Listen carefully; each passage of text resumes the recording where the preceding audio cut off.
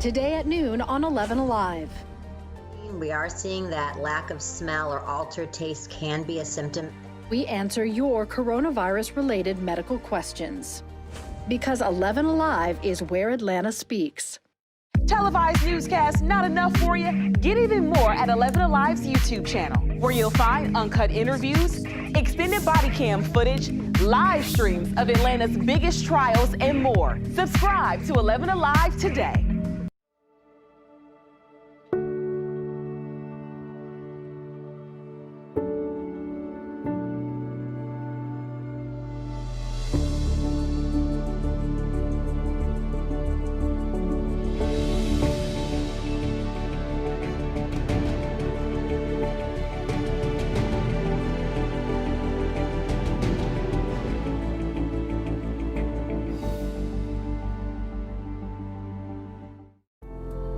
In times of great uncertainty, some things become more clear.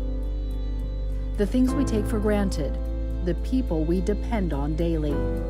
Here at 11Alive, we'd like to say thank you. First responders, medical staff, sanitation workers, truck drivers, postal workers, and every brave Georgian doing their part to make a difference. We see you, we hear you, and we appreciate all that you do. Let's start with a viral message going around. Quote, vast majority of people who died had ibuprofen Advil in their system. This message is fake. We just bought 20 dust masks for $97. Are you doing this to help people, or are you doing this to make money, or both? Both. Take this. 11Alive News Primetime on the ATL starts now. On this Thursday night on Primetime, we are tracking some thunderstorms tonight. Yeah, let's get straight over to Chief Meteorologist Chris Holcomb in the Storm Tracker Center. Chris? Yeah, we've been watching these storms move through. The latest warning just expired just at the top of the hour at 8 o'clock. It was still in effect for parts of DeKalb County and Rockdale County.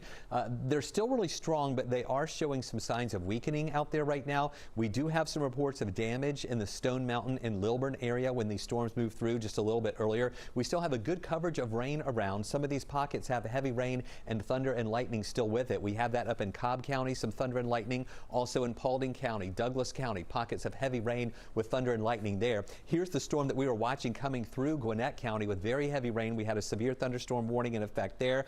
Then that moved down into DeKalb County and Rockdale County. That's the warning that just expired just at the top of the hour, but still a lot of heavy rain and thunder and lightning with that. It is still strong, but it's just below what we would classify as severe. So that's pushing on down to the south into parts of Henry County as well.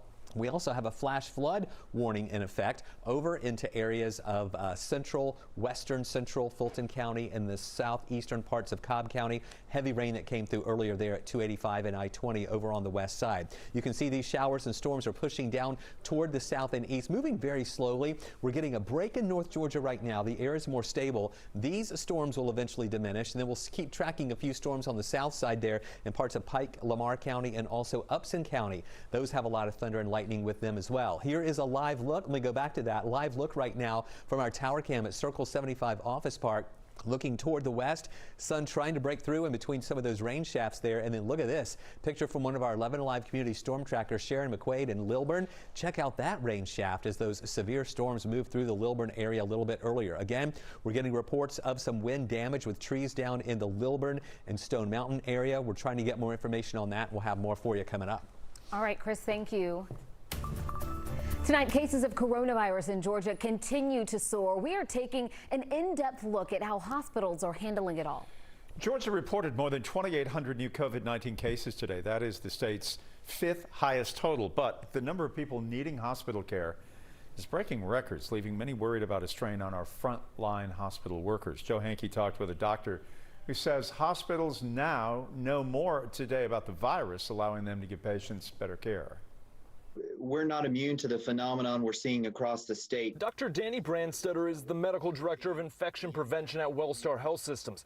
Brandstetter says as the number of people hospitalized with COVID-19 trends upward statewide, Wellstar is seeing the same increase. Good news is, so far, the trend has been more medical surgical admissions than ICU admissions compared to the first part of this first surge. On May 1st, the state first released data showing the number of people hospitalized with the virus from 1,500 patients then to 2,322 patients today.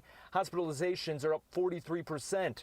And as of Wednesday, nearly half of ER beds are open in Georgia, but less than 20% of ICU and general patient beds are. But when I hear 18%, it does make us pause and think about what are we going to do. Brandstetter, though, says unlike the beginning of the pandemic, Wellstar, state health officials, and other Georgia hospitals have more developed plans in place to deal with increased hospitalizations and now have treatments. First is convalescent plasma donated from recovered patients with the goal of passing on COVID-19 antibodies to current patients. The second is the drug remdesivir. And has been shown in some studies to reduce the duration of symptoms, which in kind means reduced hospitalization. Well, Brandstetter says Wellstar is able to handle the current level of COVID patients. 4th of July holiday gatherings could cause problems. I'm really concerned in the next week, 2 weeks, when the incubation period for a new infection will show up, that we'll start seeing even more numbers. And that treatment I mentioned a second ago of using convalescent plasma, Dr. Brandstetter said he is thankful Georgians have stepped up so far, those recovered patients, to donate their plasma. He says those donations are being used, but there's an ongoing need for even more donations. Atlanta Mayor Keisha Lance Bottoms is calling the governor's leadership irresponsible when it comes to the state's pandemic response. She says it's one of the reasons she signed an executive order requiring masks in the city. It was effective immediately after Mayor Bottoms signed the mask order last night. Masks are required in commercial entities or public spaces where social distancing can't be enforced, including the airport. It also bans gatherings of 10 or more people on city property. Mayor Bottoms says she used Savannah as a guide. It was the first Georgia city to issue a mask order. The governor hasn't challenged that order yet, and several other cities have now signed their own as well. And we have to continue to take responsibility for ourselves because there's a lack of leadership in our state, and there's a lack of leadership from the White House. And unfortunately, our governor and the president are on the same page. The mayor's office says the penalty for not wearing a mask could be a citation and in extreme cases an arrest. If you're at the airport and you're not wearing one, they say that they can ask you to leave. Now tonight, the governor's office is reacting to the mayor's mandate, saying, quote, like all of the local mask mandates, Mayor Bottoms' order is unenforceable. The statement goes on to say if the mayor wants to flatten the curve in Atlanta, she should start enforcing the current provisions of the governor's order, end quote. We want to know what you think. Head on over to 11alive.com/vote. Let us know, should wearing a mask be enforced in public? And while you're over there on our site, you can also find the details of mask mandates for several cities, including East Point and Doraville.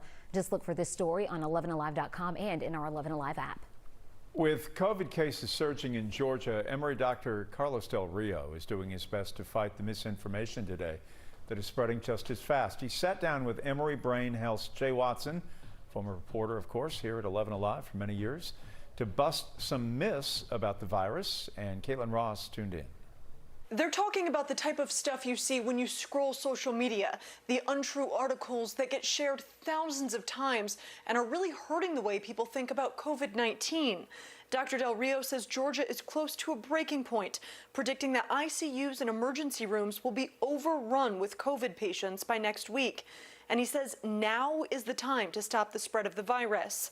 One of the most harmful myths he thinks contributing to the spread is that wearing masks is harmful. There's a graphic that's gone viral online that Dr. Del Rio says is just not true.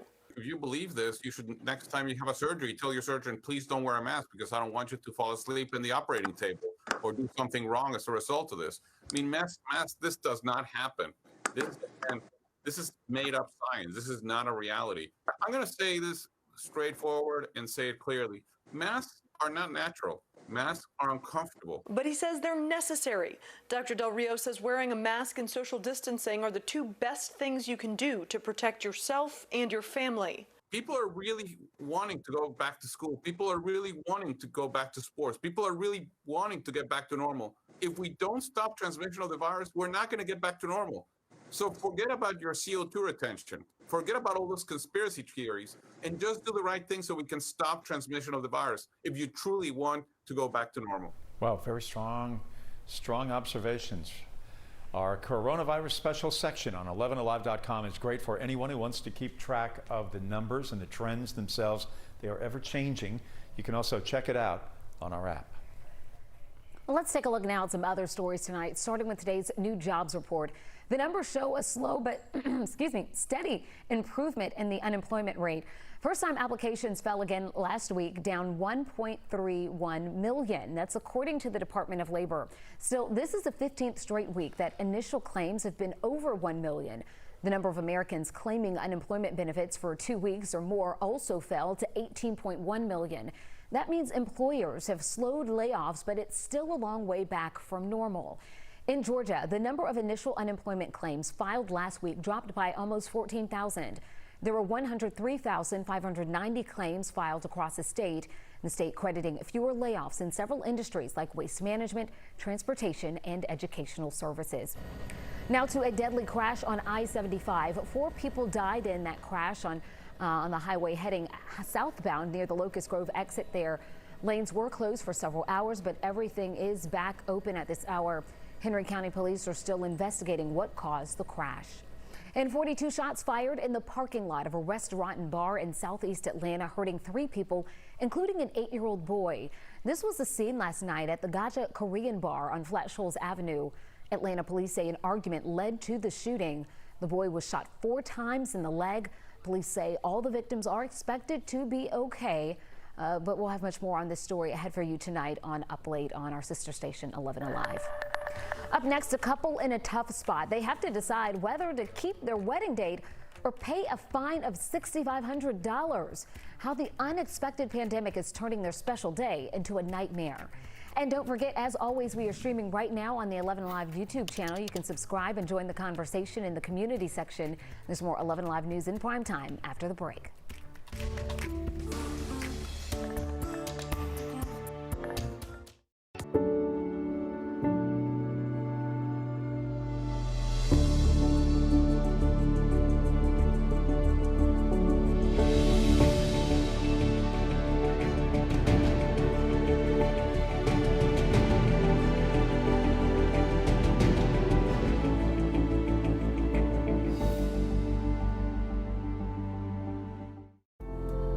In times of great uncertainty, some things become more clear. The things we take for granted, the people we depend on daily. Here at 11Alive, we'd like to say thank you. First responders, medical staff, sanitation workers, truck drivers, postal workers, and every brave Georgian doing their part to make a difference. We see you, we hear you, and we appreciate all that you do. Let's start with a viral message going around. Quote, vast majority of people who died had ibuprofen Advil in their system. This message is fake. We just bought 20 dust masks for $97. Are you doing this to help people or are you doing this to make money or both? Both. Take this email sent to the Verify team. Is it safe to have your house cleaned by outside workers? The best practice is to limit guests to emergencies only.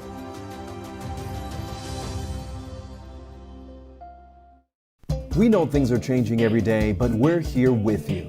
Continuous COVID-19 coverage during primetime. We're committed to giving you facts, not fear. On 11Alive News Primetime, weeknights from 8 to 11 on WATF. There are everyday actions to help prevent the spread of respiratory diseases. Wash your hands.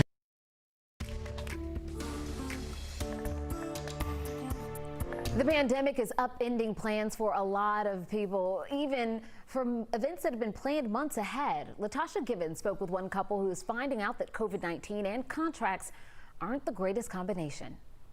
In these video clips, Kristen McClure thought she and her boyfriend Joshua Farrell were extras in a friend's film project. She had no idea this was actually her engagement video. That was February, and they set their wedding date in September. But the coronavirus became a pandemic and now a major problem for these high school sweethearts. We just simply don't feel comfortable. We can't in good conscience go forward with the wedding on our original date. And so we were asking to move it next year around the same date. But Farrell says the venue they've chosen is only offering flexibility at a huge financial cost. The venue came back to us and said, well, you know, if you move it, then you'll have to forfeit your deposit. You'll have to pay an extra $6,500. And that's just not something we can afford to do right now. So it's either pay an additional almost $7,000, which you don't have, or lose the almost $12,000 you've already paid. Right, or just go through with the wedding and risk the lives of our family and friends. We're purposely not naming the venue, but according to the contract and emails the couple has shared with us, the company doesn't have to make any exceptions unless a shelter-in-place order is extended. That's their out in the contract. The business is sticking with whatever the governor is saying. They're saying we're open with pretty much no restrictions, so we're open for business. Farrell says the venue says it has a social distancing plan in place, but the whole idea puts a damper on their dreams. In the grand scheme of things, when you dream about a wedding, you don't dream about being on a dance floor 6 feet apart from people. Just that stress of just not being able to fully be excited about this day we've been dreaming of our entire lives has just been a lot.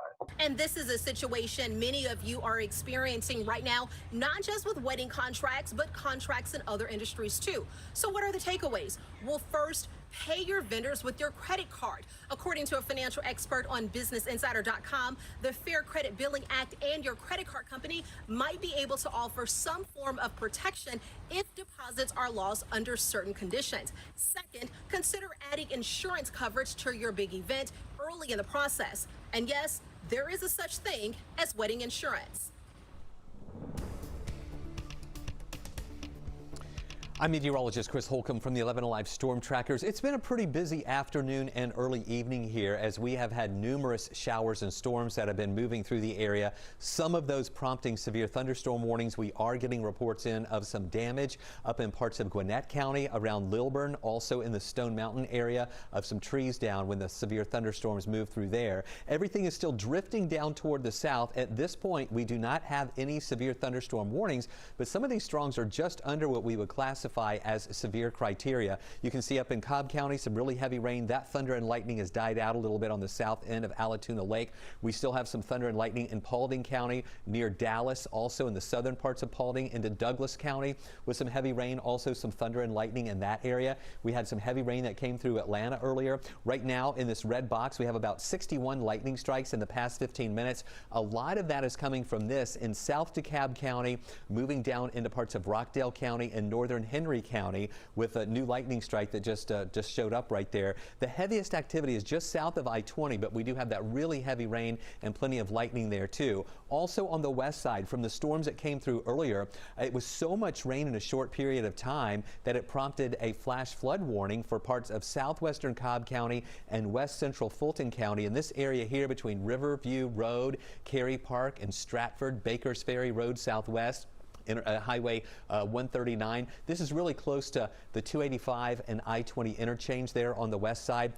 That's where we have that flash flood warning in effect, with some flash flooding that occurred there in some spots. Things should be letting up a little bit though now. Here you can see those storms to the south and west of us pushing southward slowly. Also Pike, Lamar County, really more in Lamar and Upson County. We have some really heavy rain, thunder and lightning there. Nothing severe out of that right now, but that really looks like it's intensifying there on the south side. North side getting some breaks as the air is a little more stable there after some heavier showers came through earlier. Here's a live look, our tower cam at Truist Park, as we're looking over the stadium toward the west. You can see those clouds and some of the rain shafts there in the distance. This is a beautiful picture sent in by one of our 11Alive community storm trackers, Tim McKinney in Forsyth County, North Forsyth County, showing a nice rainbow there after the storms moved through his area. Something else that we're watching breaking today is a brand new tropical storm. This is Tropical Storm Faye. At the 5 o'clock advisory, it was upgraded to a tropical storm.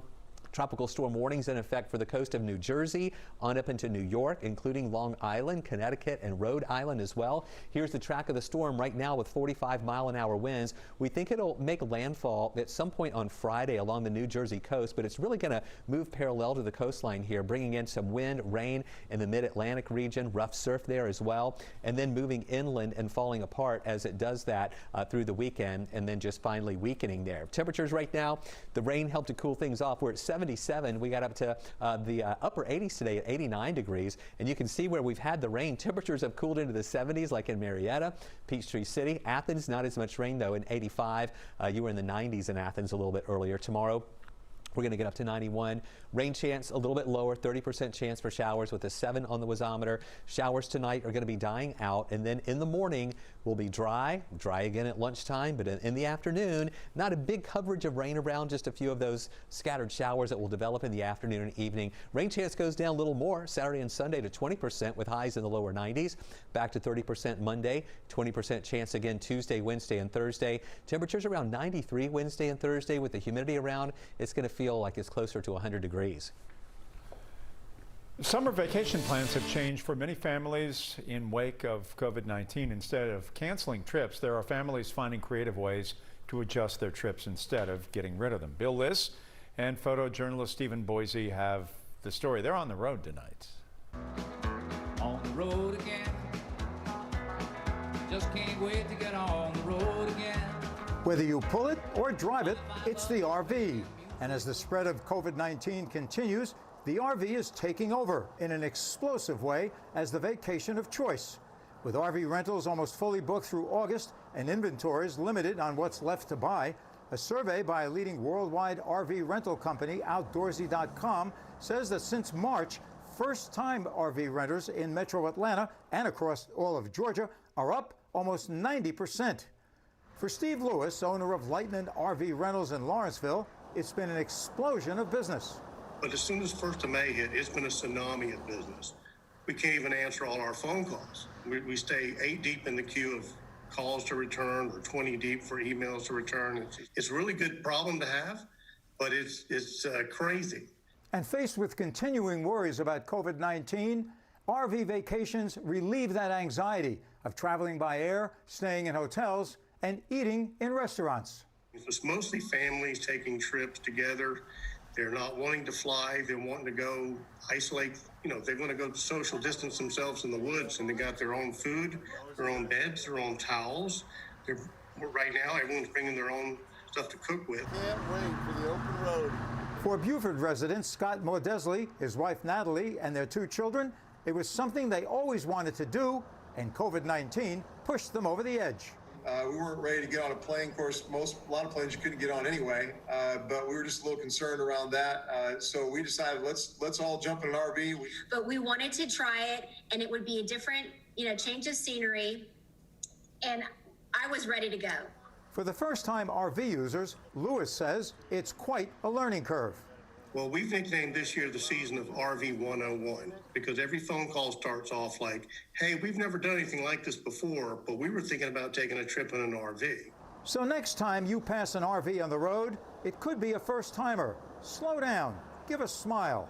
It's all part of the new normal in summer vacations. I can't wait to get on the road again.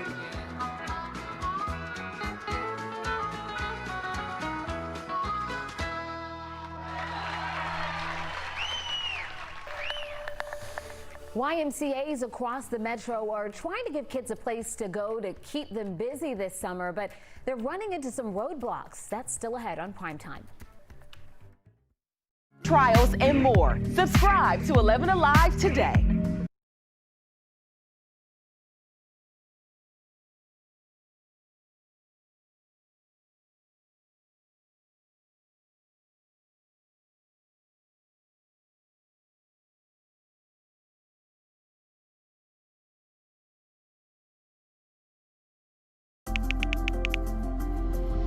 Let's start with a viral message going around. Quote, vast majority of people who died had ibuprofen Advil in their system. This message is fake. We just bought 20 dust masks for $97. Are you doing this to help people or are you doing this to make money or both? Both. Take this email sent to the Verify team. Is it safe to have your house cleaned by outside workers? The best practice is to limit guests to emergencies only.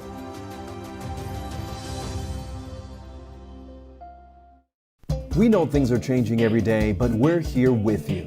Continuous COVID-19 coverage during Primetime. We're committed to giving you facts, not fear.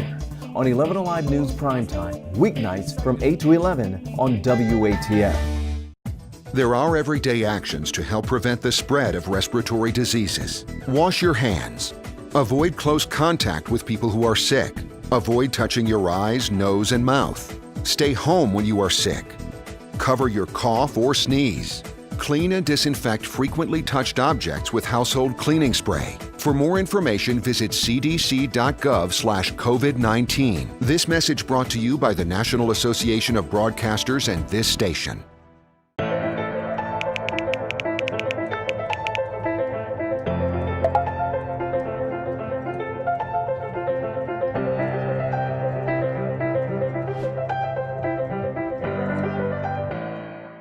Today at noon on 11Alive.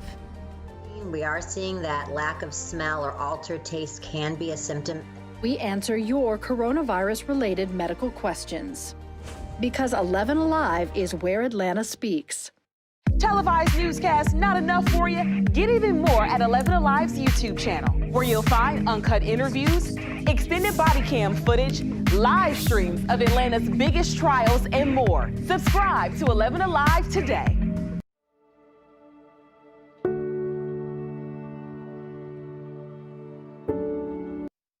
Another week of more than 1 million people filing unemployment claims, and right now there is an extra $600 per week benefit that comes along with unemployment insurance, but that program is due to stop in a few weeks. Joining me right now is Ted Jenkins, CEO of Oxygen Financial and author of the Amazon bestseller 21-Day Budget Cleanse. If you consume Atlanta media, you know Ted. You don't need any introduction to him.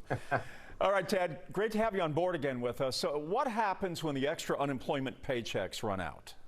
Well, Jeff, you are exactly right. The unemployment, it's going to end out this $600. It's going to expire on July 31st. That's going to affect roughly 20 million Americans. Now, Congress has passed an act so far, Jeff, called the HEROES Act, and this would extend unemployment benefits until January 31st of 2021. But so far, the Senate has not passed that act. So there are a number of bills that have been thrown around. One's called the Schumer-Wyden bill. That would start at $600 for unemployment benefits, but it would go down by $100 every time the national unemployment goes down by 1%. However, there's another bill being thrown around called the Portman bill, and this bill is around a return to work bonus, which means you'd have to go back to work, Jeff, but it would pay you $450 every week while you're back at work. So right now, as it stands, there's nothing in place for people at the end of this month. It will run out, but I suspect that there will be something that will be done here by the end of July or the beginning of August. A broader question for you, Ted, and this is, here we are in this crazy year of 2020, and you know, it's hard to go to movies, it's hard to have any entertainment. You know, is this a good time perhaps to reconfigure your budget as far as money that maybe you spend on entertainment or eating in restaurants that you simply are at home more now? Is it time to take a look at those numbers? Well, I think it's eye-opening, Jeff, because certainly consumer behavior patterns, they are changing right now. And a lot of people during the coronavirus, they've been spending more money on things like food and health and online shopping. And you're right, they've been spending a lot less money on leisure and travel and entertainment and things like that. But it's a great time to dig into those credit card bills in your bank account and say, what memberships, what subscriptions am I just not using anymore that I don't need? Things like auto insurance, Jeff. You might have told your auto insurance company that you drive 15,000 miles a year. Now your company has told you you have to work from home and you only drive 2,000 miles a year, and that may give you an opportunity to save on auto insurance. So it's a great time, anywhere from negotiating your interest rate on your credit cards to simply saying, should I cut the cord? All of those things are good and they're on the table to shop for right now. How do you feel about refinancing your home? Is this still a good time? I love it, Jeff. I mean, look, interest rates are at a 30-year low at 3% for 30-year rates and 2.5% for 15-year rates. But you have to ask yourself this simple question. How much is it going to cost me to refinance? How much money will I save monthly? And will I be in my home long enough to recoup the cost of the refinance? And for those that are getting close to retirement, you got to remember, if you reset your 30-year mortgage, you might have to carry that mortgage into retirement and ask yourself, can I still really afford that payment while I'm retired? Ted, we are lucky to have you, and we are grateful to have you as well. Your insight and information always a great lift. Ted Thanks, Jenkins, Jeff. Thanks, CEO, you bet, CEO of Oxygen Financial and author and man about town. Thanks. We depend on daily. Here at 11Alive, we'd like to say thank you. First responders, medical staff, sanitation workers, truck drivers, postal workers, and every brave Georgian doing their part to make a difference. We see you, we hear you, and we appreciate all that you do.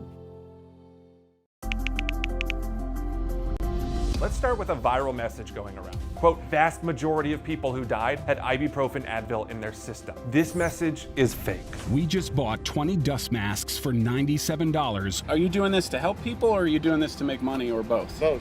Take this email sent to the Verify team. Is it safe to have your house cleaned by outside workers? The best practice is to limit guests to emergencies only.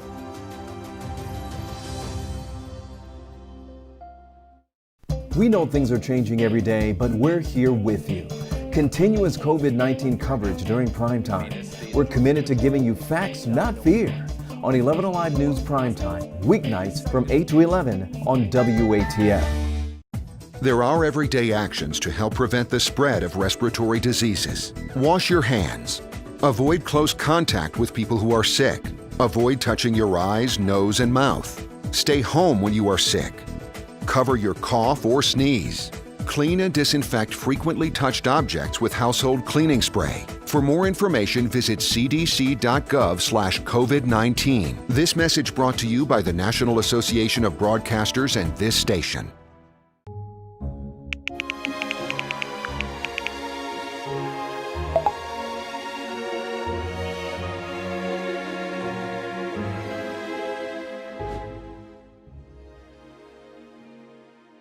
Today at noon on 11Alive.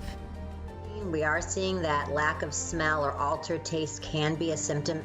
We answer your coronavirus-related medical questions. Because 11Alive is where Atlanta speaks. Televised newscasts not enough for you? Get even more at 11Alive's YouTube channel, where you'll find uncut interviews, extended body cam footage, live streams of Atlanta's biggest trials, and more. Subscribe to 11Alive today.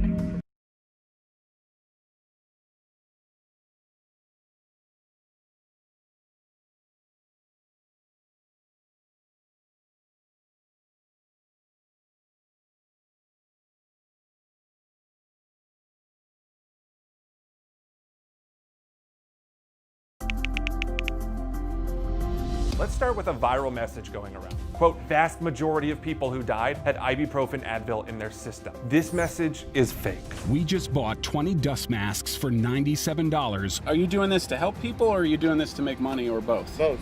Take this email sent to the Verify team. A former high school swim coach charged with sexual battery against a child under the age of 16. Anthony Range was booked on Tuesday into the Gwinnett County Jail. Range was working as the swim coach for Meadow Creek High School. Posts began to circulate on social media that made accusations against him. Range quickly retired on June 24th as the school district launched an investigation. He's now being charged with 2 counts of sexual battery against a child under 16. A new study found systemic bias during jury selection in California, and some say it's part of a national issue. Now, some are speaking up to make sure the legal system is truly fair and balanced. Here's NBC's Miguel Almaguer. Tonight, the demand for change is stretching beyond law enforcement and into the courtroom, where nationwide, black people are convicted at higher rates. They're prosecuted more, they're arrested more, they're punished more. And very few people who look like them actually sit in judgment of them. Brendan Woods, the chief public defender in Oakland, California, says it all begins with bias during jury selection. I have an African-American woman in our office here who's tried cases, over 20 cases, and she can count the number of black jurors she's had on her jury on one hand.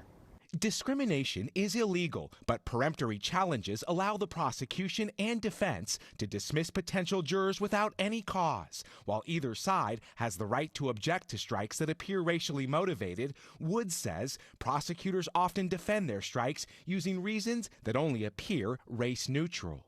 I had a juror, an African-American woman, who was actually excluded because she was wearing what's called a puffy coat. A new review of appeals involving issues with peremptory strikes finds prosecutors striking black jurors in 72% of those cases, while striking white jurors in less than 1%. Some of the reasons? Because they had dreadlocks, were slouching, wore a short skirt and blinged out sandals, visited family members who were incarcerated, or had negative experiences with law enforcement. If you say that you can't be fair because you distrust the police, you're then going to exclude 98.9% of all black people from jury service. Black people, rightfully so, have a distrust for law enforcement. The Association of Deputy DAs in LA calls the study flawed, writing in part, the cases examined constitute less than 1% of jury trials conducted in the state. To draw a conclusion that racial discrimination is pervasive stretches the definition of pervasive. I've literally had jury trials where one of the jurors came in and had, tattoos across their forehead that said, F the police. That's not a juror that you're going to feel very comfortable is going to listen objectively to the testimony of a police officer. UC Berkeley law professor Elizabeth Semmel, who led the study, also helped craft state legislation opposed by many prosecutors and some judges that would make many of the reasons used to defend jury strikes invalid. The status quo perpetuates discrimination, and that it is past time to take a bold and decisive step toward ending it. Growing calls to rebalance the scales of justice for all. I'm meteorologist Chris Holcomb from the 11Alive Storm Trackers. We still have a lot of rain in the metro area, just pretty much covering us up here in Atlanta. It's a little heavier on the west side. Things are finally starting to calm down a little bit more north and also to the east of the city. We've been tracking these showers and storms, some of these prompting severe thunderstorm warnings earlier. We're getting some reports of damage with trees down over parts of Gwinnett County in the Lilburn and Stone Mountain area. That storm has now pushed down to the south, and what's left of that after moving through Gwinnett and DeKalb, it's in parts of northern Henry County. We had some stronger storms over in the western parts of Rockdale County earlier. There's still some lightning with that, but it's showing a lot of signs of weakening. Light showers still left inside the perimeter. The heaviest rain now is mainly over on the west side through Paulding County near Dallas, also into Douglas County, stretching down into South Fulton and Palmetto. That's where most of the heavy rain and thunder and lightning is located right now. You can see here that heaviest rain near Stockbridge down toward McDonough, but not quite as impressive as it was earlier. And we had heavy rain on the west side earlier. That prompted a flash flood warning in effect for parts of southwestern Cobb County and southeastern Cobb and west central Fulton County, with a lot of rain that came down in a short period of time that caused some ponding and flash flooding in some of those low-lying areas. But everything's pushing down toward the south. As we're losing the heating of the afternoon, things are starting to stabilize a little bit. Still some heavy rain down in Upson County with a lot of thunder and lightning in association with that as well. So a little quieter through the rest of the evening hours. Here's a live look from our tower cam there at Truist Park as we're looking toward the west, and so you can still see some of that rain over on the west side in West Cobb over toward Paulding County. Stay with us. We'll let you know if we'll see any additional showers redeveloping tomorrow. Metro Atlanta YMCA is open back in May, offering some recreation options to people who want to get out of the house. But tonight, we've learned that COVID-19 cases have forced closures at 3 YMCA affiliate sites. One YMCA located on Peyton Road in Northwest Atlanta closed June 25th. The Camp High Harbor summer camps at Lake Burton and Lake Allatoona were also canceled for the season after a counselor tested positive. The president and CEO of the Metro Atlanta YMCA says campers and counselors all passed mandatory screenings before they got there. She added that YMCA facilities take a lot of precautions when it comes to COVID-19, including limiting group sizes and social distancing. President Trump is applying pressure for schools to reopen this fall, threatening to cut funding for those that don't resume in-person classes. Tonight, Atlanta's mayor says she is against that decision and that the president is focused on the wrong things. This president needs to focus on how do we get technology expanded into all of our school systems? How do we expand broadband so that if we are faced with children having to go through virtual learning again in the fall, that they all have access to technology and broadband? That's where he can better use his efforts and not the theatrics that he continues to spew from the White House. Several districts in the metro area, including Fulton and Cobb, have pushed back their start dates as Georgia sees some of the highest numbers of daily COVID-19 cases on record. Some districts are allowing parents to decide whether to send their kids in person or have them do classes online in the fall. Despite what schools may do, voluntary high school workouts are still on. Alex Glaze tells us how the Georgia High School Association is planning on having high school sports while a lot of the sports world is just struggling to try and stay afloat. Last month, the Georgia High School Association allowed schools to begin voluntary conditioning workouts. I see it going very well. We wish we were further down the road, although we're still on schedule. High school football practices in Georgia are scheduled to begin on July 27th. Other fall sports are scheduled to begin on August 1st. I'm confident that we're going to have sports. You know, that's what our goal is. States around the country are dealing with the COVID-19 pandemic differently. Governor Bill Lee of Tennessee has already banned contact sports until August 29th.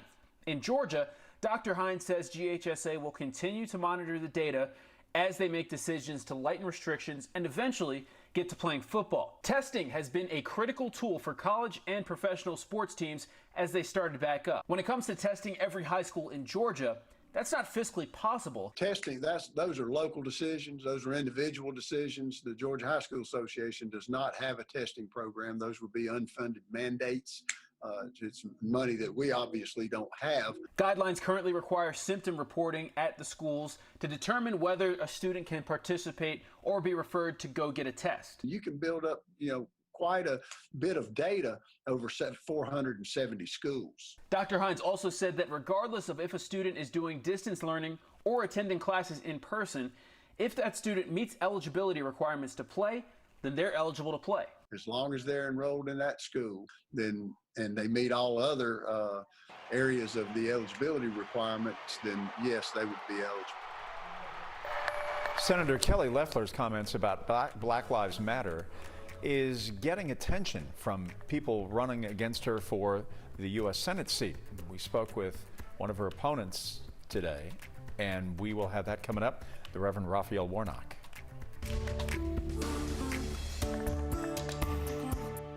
By the National Association of Broadcasters and this station.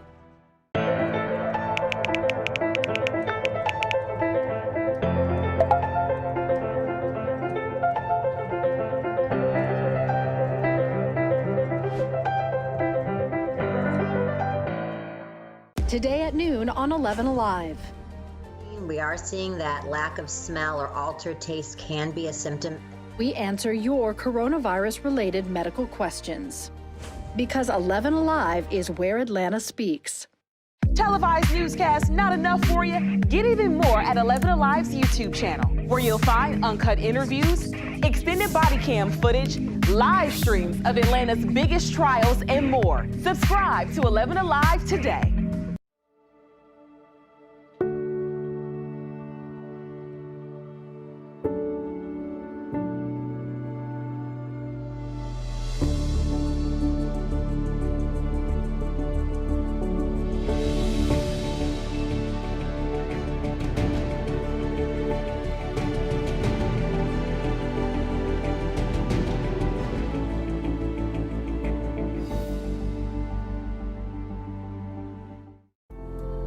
In times of great uncertainty, some things become more clear. The things we take for granted, the people we depend on daily. Here at 11Alive, we'd like to say thank you. First responders, medical staff, sanitation workers, truck drivers, postal workers, and every brave Georgian doing their part to make a difference. We see you, we hear you, and we appreciate all that you do. Let's start with a viral message going around. Quote, vast majority of people who died had ibuprofen Advil in their system. This message is fake. We just bought 20 dust masks for $97. Are you doing this to help people, or are you doing this to make money, or both? Both. Take this email sent to the Verify team. Is it safe to have your house cleaned by outside workers? The best practice is to limit guests to emergencies only.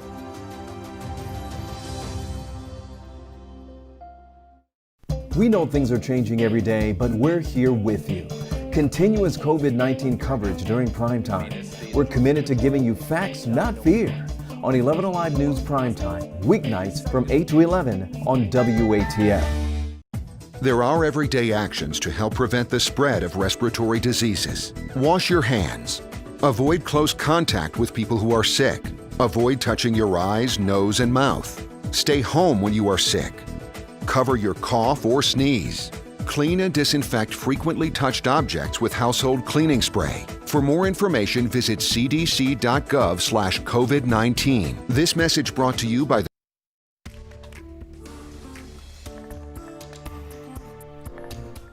Senator Kelly Loeffler's comments about taking the Black Lives Matter movement out of sports has become a topic of race for Georgia's U.S. Senate seat. 11Alive's Ron Jones spoke to one of her opponents, the Reverend Raphael Warnock from Ebenezer, about her stance. And I want to speak for all Americans who feel like they don't have a voice, who feel like they're going to be canceled. The folks at the WNBA are all trying to find themselves on the right side of history. She's finding herself on the wrong side of history. Reverend Raphael Warnock is making reference to Republican Senator Kelly Loeffler's comments about not wanting WNBA players to wear uniforms supporting Black Lives Matter. Warnock is one of many challengers for Loeffler's seat in November. I'm not going to let a political movement tear our country apart. She's already said that she believes that Black Lives Matter is nothing more than a political movement. It does not belong in sports. What do you think about that? People are literally dying on the streets, and she's playing politics. In fact, the worst kind of politics, the politics of division and fear. Black Lives Matter simply seeks to affirm the humanity of all citizens, to uplift the great American creed of equal protection under the law. We also talked about the uptick in violence in Atlanta, especially the tragic death of 8-year-old Sequoia Turner over the 4th of July weekend. How do we curb the recent violence right here on our streets? Warnock says he does not believe it starts with more policing. And justice is what love looks like in public. We got to listen to the most marginalized members of the human family, parents who are struggling, trying to make a way out of no way. Now is the time for us to turn toward each other and not on each other through the politics of division, bigotry, and hate.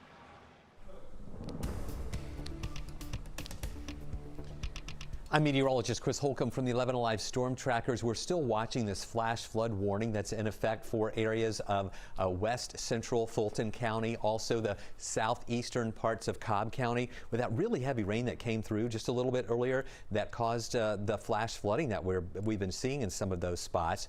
That warning is supposed to expire at 12:45 tonight or early in the morning, but I really think it's going to expire before then. But there's another little batch of rain coming through Cobb County, also into Paulding County that's really heavy, and the southern parts of Fulton County as well. Those showers drifting down toward the south. The problem is a lot of the rain that developed today didn't have a lot of movement with it. Wasn't really moving too fast, just kind of drifting down toward the south and also toward the east. We had some strong storms in Gwinnett earlier that prompted severe thunderstorm warnings in DeKalb and also down into Rockdale County. Those have pushed down into Henry, and they're a lot weaker now. The strongest stuff we see is over in Paulding, where we have heavy rain, thunder, and lightning down toward Douglas, South Fulton County, also moving down into parts of Fayette County. This is what is left of that storm that came through Gwinnett earlier. We still have some, pockets of moderate to heavy rain right along 23 there between McDonough and Stockbridge. A couple of lightning strikes with that too, but it's a lot weaker than it was earlier. Also over near Tyrone there in Fayette County, right on the line between Fayette and Coweta County. Heavy rain with thunder and lightning there. South Fulton near Chattahoochee Hills, we have some heavy rain still drifting down toward the south. The light rain in Atlanta is starting to diminish somewhat too, and we're still keeping an eye on these storms. They're moving a lot faster down in Thomaston, pushing down over to the south and west of the Macon area with some thunder and lightning, but they're not classified as severe. The north side has dried out with more stable air and cooler air over North Georgia too. Here's a live look in Coweta County. I've moved the camera to kind of look a little bit more to the north and east. You can see those really dark clouds there that are beyond the courthouse, and that's from that rain that we were just showing you there on radar. Now, something else we're watching, Tropical Storm Faye developed today at 5 o'clock. The National Hurricane Center issued the first advisory on this new tropical storm. Winds 45 miles an hour. An Air Force reconnaissance plane flew into that today, gathered more data, and they realized, yeah, this is now a tropical storm. It's moving up toward the north, most likely making landfall right around the New Jersey coastline at some point on Friday, and there is a tropical storm warning actually in effect for the New Jersey coast, Long Island, including New York City, Connecticut, up toward Rhode Island, where we have that not severe, but tropical storm warning in effect. And then the storm is going to continue moving up into Canada and will eventually fall apart. We're on the back side of the system, and it's really not going to have any impact on us. That's the same area of low pressure that we tracked coming out of the Gulf, moving through Georgia, that gave us some moisture here with the better chance for rain earlier, and now it's pulling away. 77 right now. Our temperatures have really fallen thanks to the rain that came through a little bit earlier. It's still hot in Athens at 85, Eatonton 82, but you can see those spots where we got some rain, and that's where those temperatures have fallen. Tomorrow, we're back up into the upper 80s and lower 90s, 91 for a high. We're going to go with a 7 on the wasometer, with about a 30% chance for some of those scattered showers. Tonight, any showers that are out there are still going to be diminishing. They'll finally fade out late tonight. Then dry in the morning. Also at lunchtime, it's dry. And then in the afternoon tomorrow, not a lot of green showing up. The rain chance is going to be a little bit lower at about a 30% chance for showers tomorrow afternoon. Ending on Friday, and then on Saturday, I'm thinking most areas are going to stay dry. We'll see a good bit of sunshine early on. It's going to be really hot. We're only going with a 20% chance for a shower rolling in here on Saturday, but most people won't see anything at all. It's going to be hot, though, up to 92 degrees for a high. 91 Sunday, 20% chance for a shower.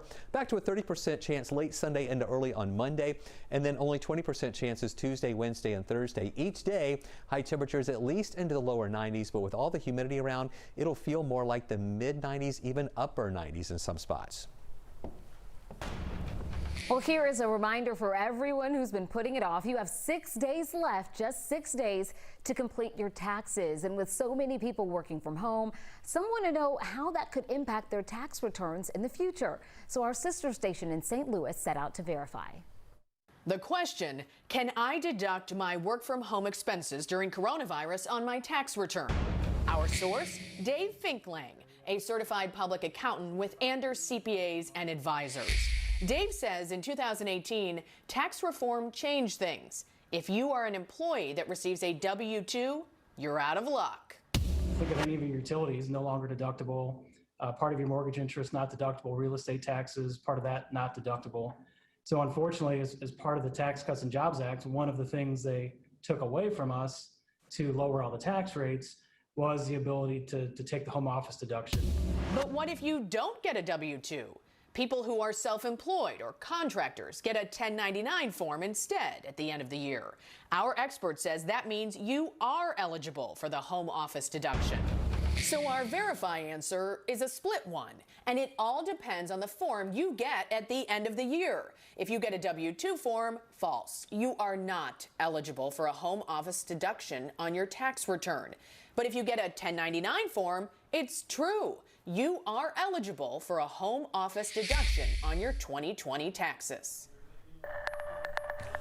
Fulton County says it won't be caught off guard this time around as it prepares for primary runoffs. The new measures elections officials are taking. Not fear on 11Alive News Primetime, weeknights from 8 to 11 on WATF. There are everyday actions to help prevent the spread of respiratory diseases. Wash your hands. Avoid close contact with people who are sick. Avoid touching your eyes, nose, and mouth. Stay home when you are sick. Cover your cough or sneeze. Clean and disinfect frequently touched objects with household cleaning spray. For more information, visit cdc.gov/COVID-19. This message brought to you by the National Association of Broadcasters and this station.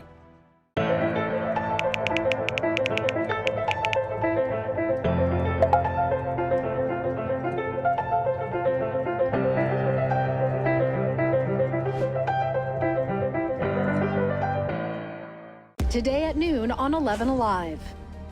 We are seeing that lack of smell or altered taste can be a symptom. We answer your coronavirus-related medical questions. Because 11Alive is where Atlanta speaks. Televised newscasts not enough for you? Get even more at 11Alive's YouTube channel, where you'll find uncut interviews, extended body cam footage, live streams of Atlanta's biggest trials, and more. Subscribe to 11Alive today.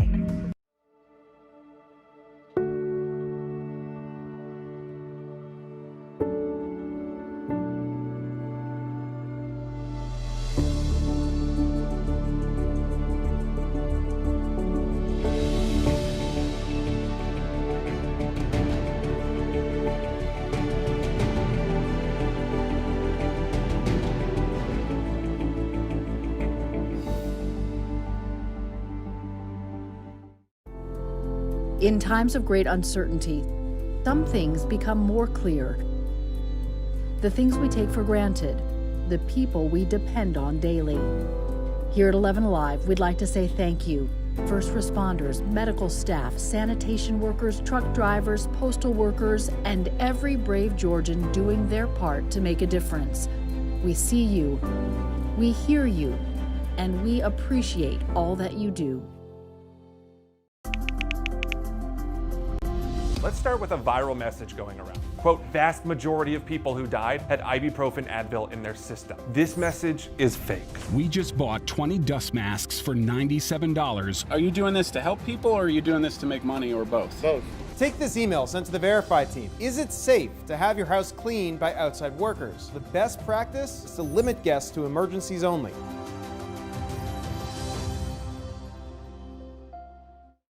We know things are changing every day, but we're here with you.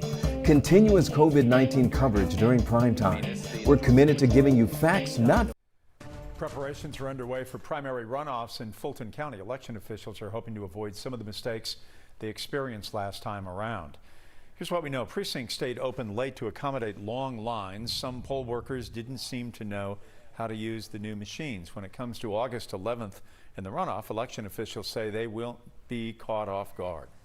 We participated in a program for a while where we were keeping track of line lengths and wait times. We are also using past voter turnout data for early voting as well as for election day. So we'll be looking at projections as well from previous elections. Here are just a few of the new measures. Earlier this year, Fulton County only hosted 5 early voting sites. They will up that to 20 for the runoff. And to better prepare poll workers, they have been training for early voting since last week. Training for Election Day starts now. The voter registration deadline is set for Monday, July 13th. Early voting goes from July 20th through August 7th. Ahead on Prime Time, coronavirus temporarily shuts down an Atlanta landmark. We will have the very latest from the varsity and Gordon Muir's comments right after the break. And more. Subscribe to 11Alive today.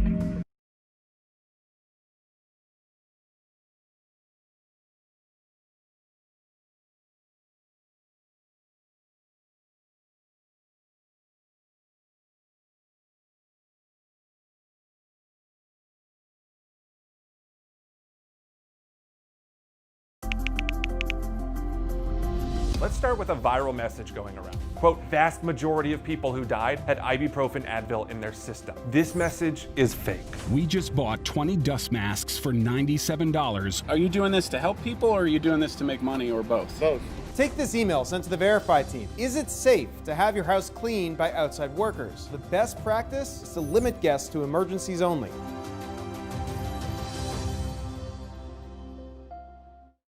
We know things are changing every day, but we're here with you. Continuous COVID-19 coverage during primetime. We're committed to giving you facts, not fear. On 11Alive News Primetime, weeknights from 8 to 11 on WATF. There are everyday actions to help prevent the spread of respiratory diseases. Wash your hands. Avoid close contact with people who are sick. Avoid touching your eyes, nose, and mouth. Stay home when you are sick. Cover your cough or sneeze. Clean and disinfect frequently touched objects with household cleaning spray. For more information, visit cdc.gov/COVID-19. This message brought to you by the National Association of Broadcasters and this station.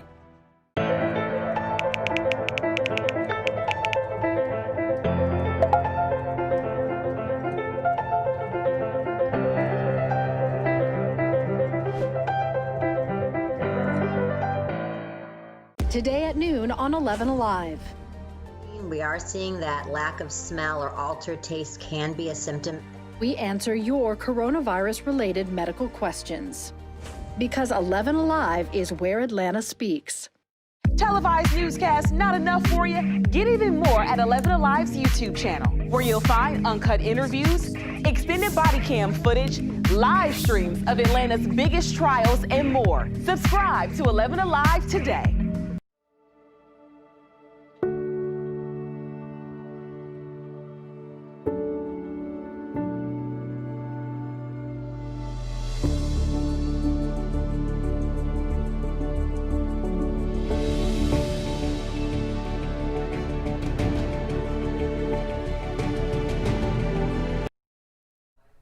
Families are having a lot of hard conversations right now, but when you're trying to explain everything from a worldwide pandemic to social justice, it can be hard to know where to start.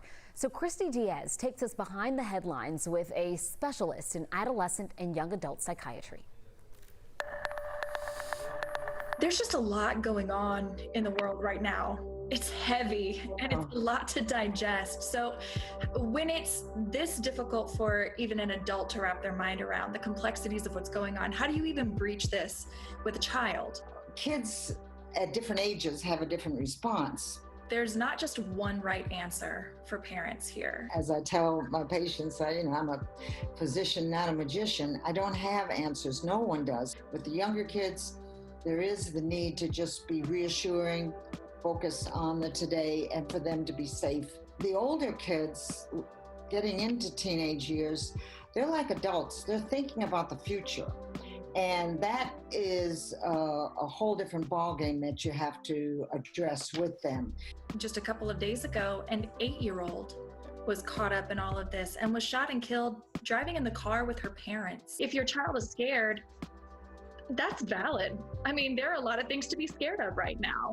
Always, I think, lead from a place of from yourself first, so that you're identifying issues that then the child can relate to. I didn't sleep well last night, and I was worried about things. Do you ever get worried? Parents need to be completely honest with their kids. Mommy, when is this going to end? I hope you'll be honest and say, we don't know. We do know right now we're doing okay. I wonder if maybe the only wrong response here is just not to talk about it at all. Absolutely. There's less anxiety if you can talk about it. There was so much more to this interview, so if you want to hear more from Dr. Moss Robinson, I have posted the full interview on my 11Alive Facebook page. 11Alive News Primetime on the ATL starts now. First tonight on Primetime, we are tracking thunderstorms rather. Yeah, Ron, let's get straight to Chief Meteorologist Chris Holcomb in the Storm Tracker Center for us tonight, working hard. Yeah, it's been a very active late afternoon and early evening as we still have showers and storms that are out there. I'm on Facebook Live right now. You see my phone sitting here. We have about 300 people on Facebook Live. A lot of folks are saying, like Marcy Sorrell says, heavy rain, thunder, and lightning in Pike County. That's down on the south side. Dorothy Wesley saying it's nice in Riverdale right now. Thunder in Lithia Springs, that's a report from Josh Nichols, and that's confirming what we're seeing here on radar as we've had some strong thunderstorms that move through. We have reports of some damage with trees down in spots near Lilburn and Stone Mountain from the storms earlier. You can see that most of the action now is over on the west side with that heavier rain and thunder and lightning right on the Cobb and Paulding County line. Also moving down in South Paulding into Douglas County, South Fulton County, as well as on the south side. Those storms that came through Gwinnett earlier that prompted severe thunderstorm warnings, those have pushed down to the south and they've pretty much fallen apart. You can see what's left of that near McDonough right now. But as you go over here south and west of the city near Tyrone, Peachtree City, they're on the Coweta-Fayette line. Still some very heavy rain and thunder and lightning there. Here in the city, we had a good coverage of rain earlier. In fact, a lot of rain that fell in a short period of time. That prompted a flash flood warning in effect for southeastern parts of Cobb County and west central Fulton County. That's still in effect for a little while, even though the rain there is not as heavy as it was earlier. You can still see these showers drifting down toward the south. One of our folks on Facebook Live a minute ago was talking about the heavy rain in Pike County. You can see that right here. Thunder and lightning there. That extends down into Upson County too. North side, you have dried out a good bit thanks to the more stable air that's in place right now. Take a look out there right now. Let me show you. This is our live camera. This is in Coweta County in Noonan. As we're looking to the north and east, you can see the dark clouds there beyond the courthouse as that rain is nearby Noonan and there on the east side of Coweta County and the Fayette County line. Stay with us. We'll keep watching these storms and let you know if we'll see any more developing tomorrow. I'll have more on that in just a few minutes.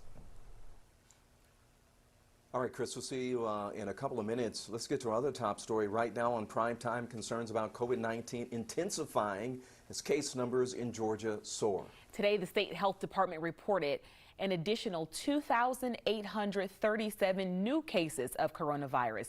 That's fewer than yesterday, but still the 5th highest single day on record. Perhaps more concerning is the number of patients in the hospital fighting the virus. 2,332, the highest number we've seen since the pandemic started. Joe Henke talked with a doctor, though, who says with more time to prepare, hospitals are currently managing the increased number of patients. As the number of patients in Georgia hospitals continue to trend upward, doctors believe a wave of patients connected to 4th of July gatherings could be coming. Really concerned in the next week, 2 weeks, when the incubation period for a new infection will show up, that we'll start seeing even more numbers. Dr. Danny Brandstetter is the medical director of infection prevention at Wellstar Health Systems. Similar to the rest of the state, he says Wellstar is seeing an increase in patients being hospitalized for COVID-19. The state began releasing numbers on May 1st showing the current number of people hospitalized for COVID-19. From then to now, hospitalizations up 43%, with 2,322 patients statewide as of today, a record number.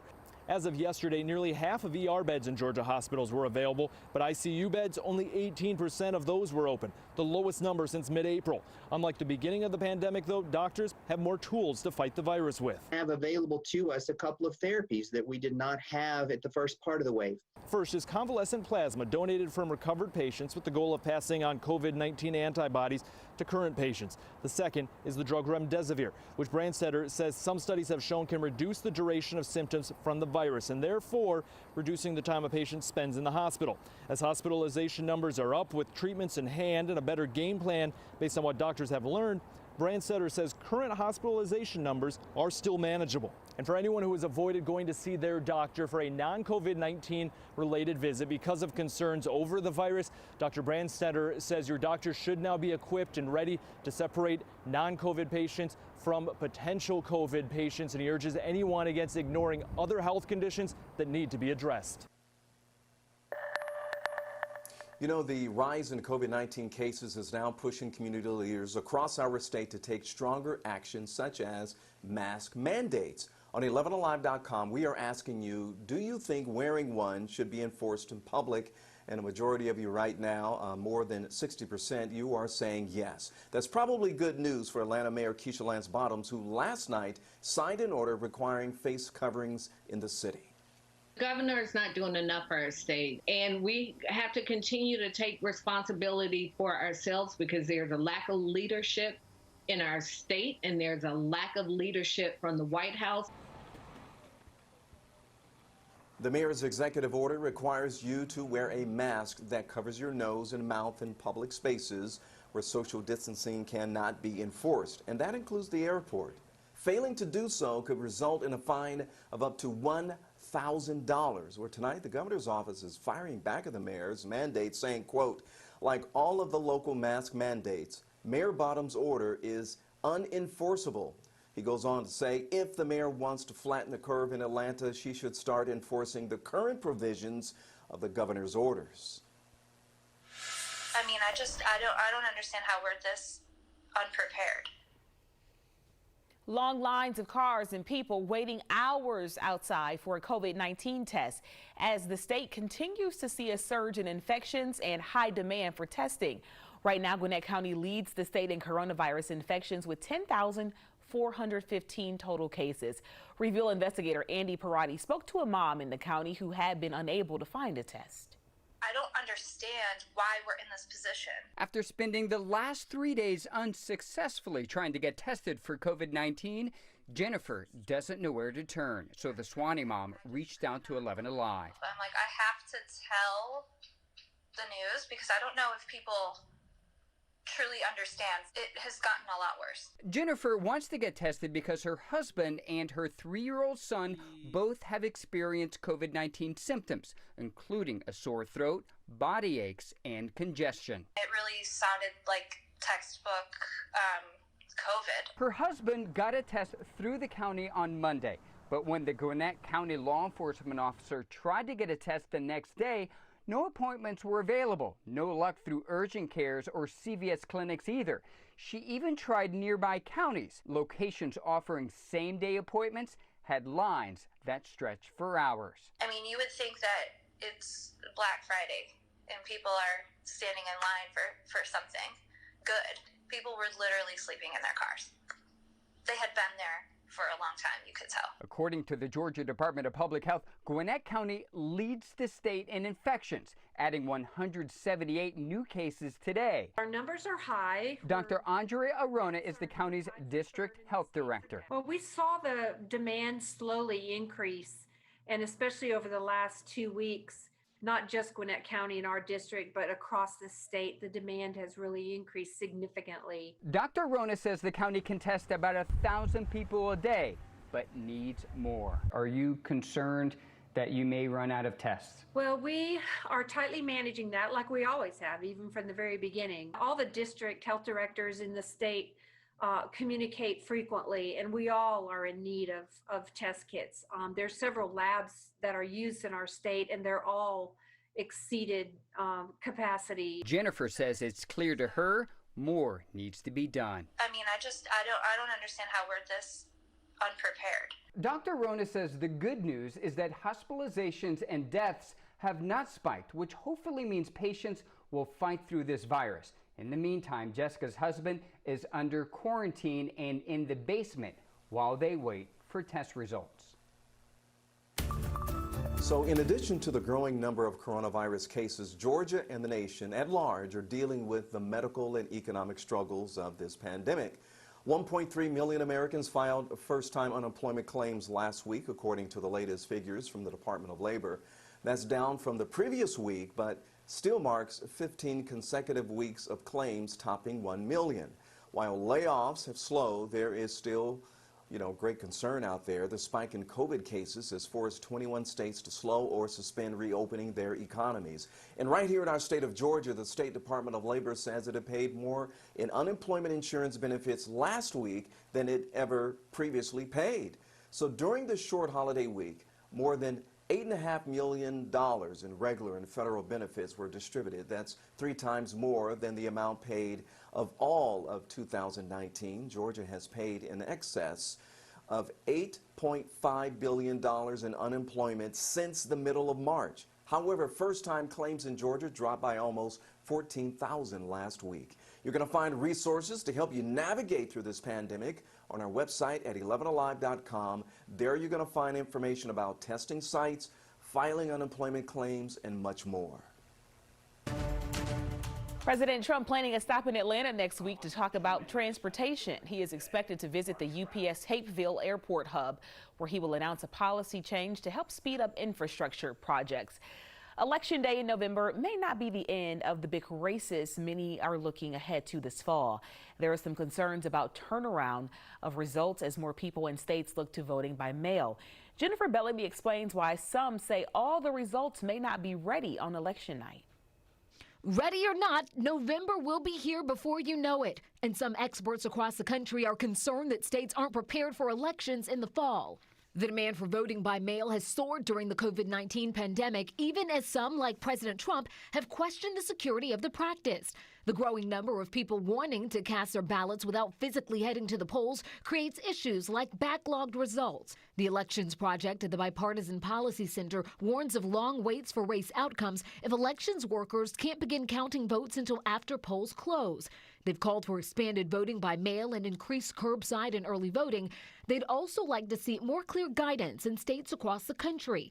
You'll remember Georgia had its own share of elections troubles last month, with people waiting in long lines, ballots never arriving in the mail, and issues with new machines. The Secretary of State launched an investigation into Fulton and DeKalb counties over the mess. Fulton is already working towards solutions, partnering up with State Farm Arena and the Atlanta Hawks to hold voting at the venue, calling it the largest voting precinct ever in the state. But beyond problems at the poll could lie the trouble of the results themselves.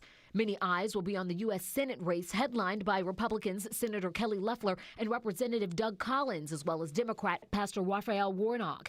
If no one wins the race outright, it will head to a runoff, and that wouldn't take place until January 5th, 2021. For the June primary, Georgia sent applications for mail ballots to 6.9 million registered voters in the state. The Secretary of State's office says it won't do that again, but is working on an online system where voters can request their absentee ballots ahead of the November election. Up next, a couple in a really tight spot. they have to decide to keep their wedding date or pay a $6,500 fine. How the unexpected pandemic is turning their special day into a nightmare. And don't forget, we are streaming right now on the 11Alive YouTube channel. Subscribe and join the conversation in the community section. We've got more 11Alive news in prime time after the break.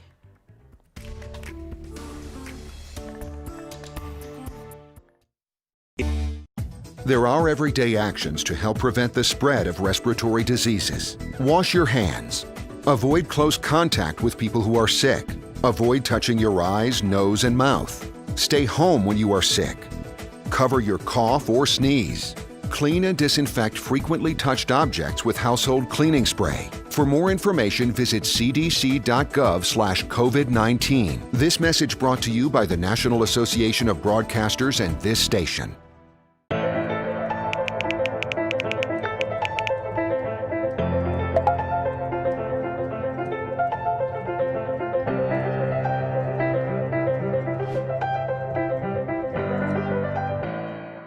Today at noon on 11Alive. We are seeing that lack of smell or altered taste can be a symptom. We answer your coronavirus-related medical questions. Because 11Alive is where Atlanta speaks. Televised newscasts not enough for you? Get even more at 11Alive's YouTube channel, where you'll find uncut interviews, extended body cam footage, live streams of Atlanta's biggest trials, and more. Subscribe to 11Alive today.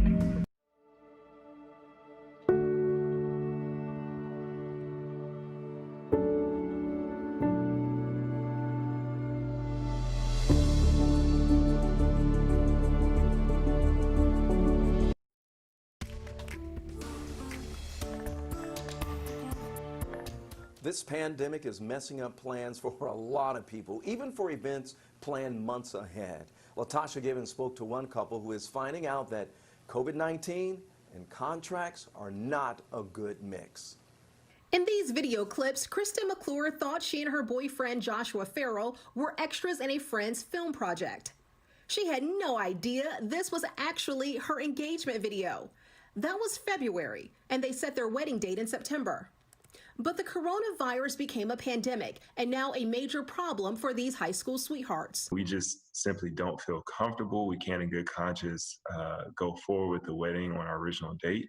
And so we were asking to move it next year around the same date. But Farrell says the venue they've chosen is only offering flexibility at a huge financial cost. The venue came back to us and said, well, you know, if you move it, then you'll have to forfeit your deposit. You'll have to pay an extra $6,500. And that's just not something we can afford to do right now. So it's either pay an additional almost $7,000, which you don't have, or lose the almost $12,000 you've already paid. Right, or just go through with the wedding and risk the lives of our family and friends. We're purposely not naming the venue, but according to the contract and emails the couple has shared with us, the company doesn't have to make any exceptions unless a shelter-in-place order is extended. That's their out in the contract. The business is sticking with whatever the governor is saying.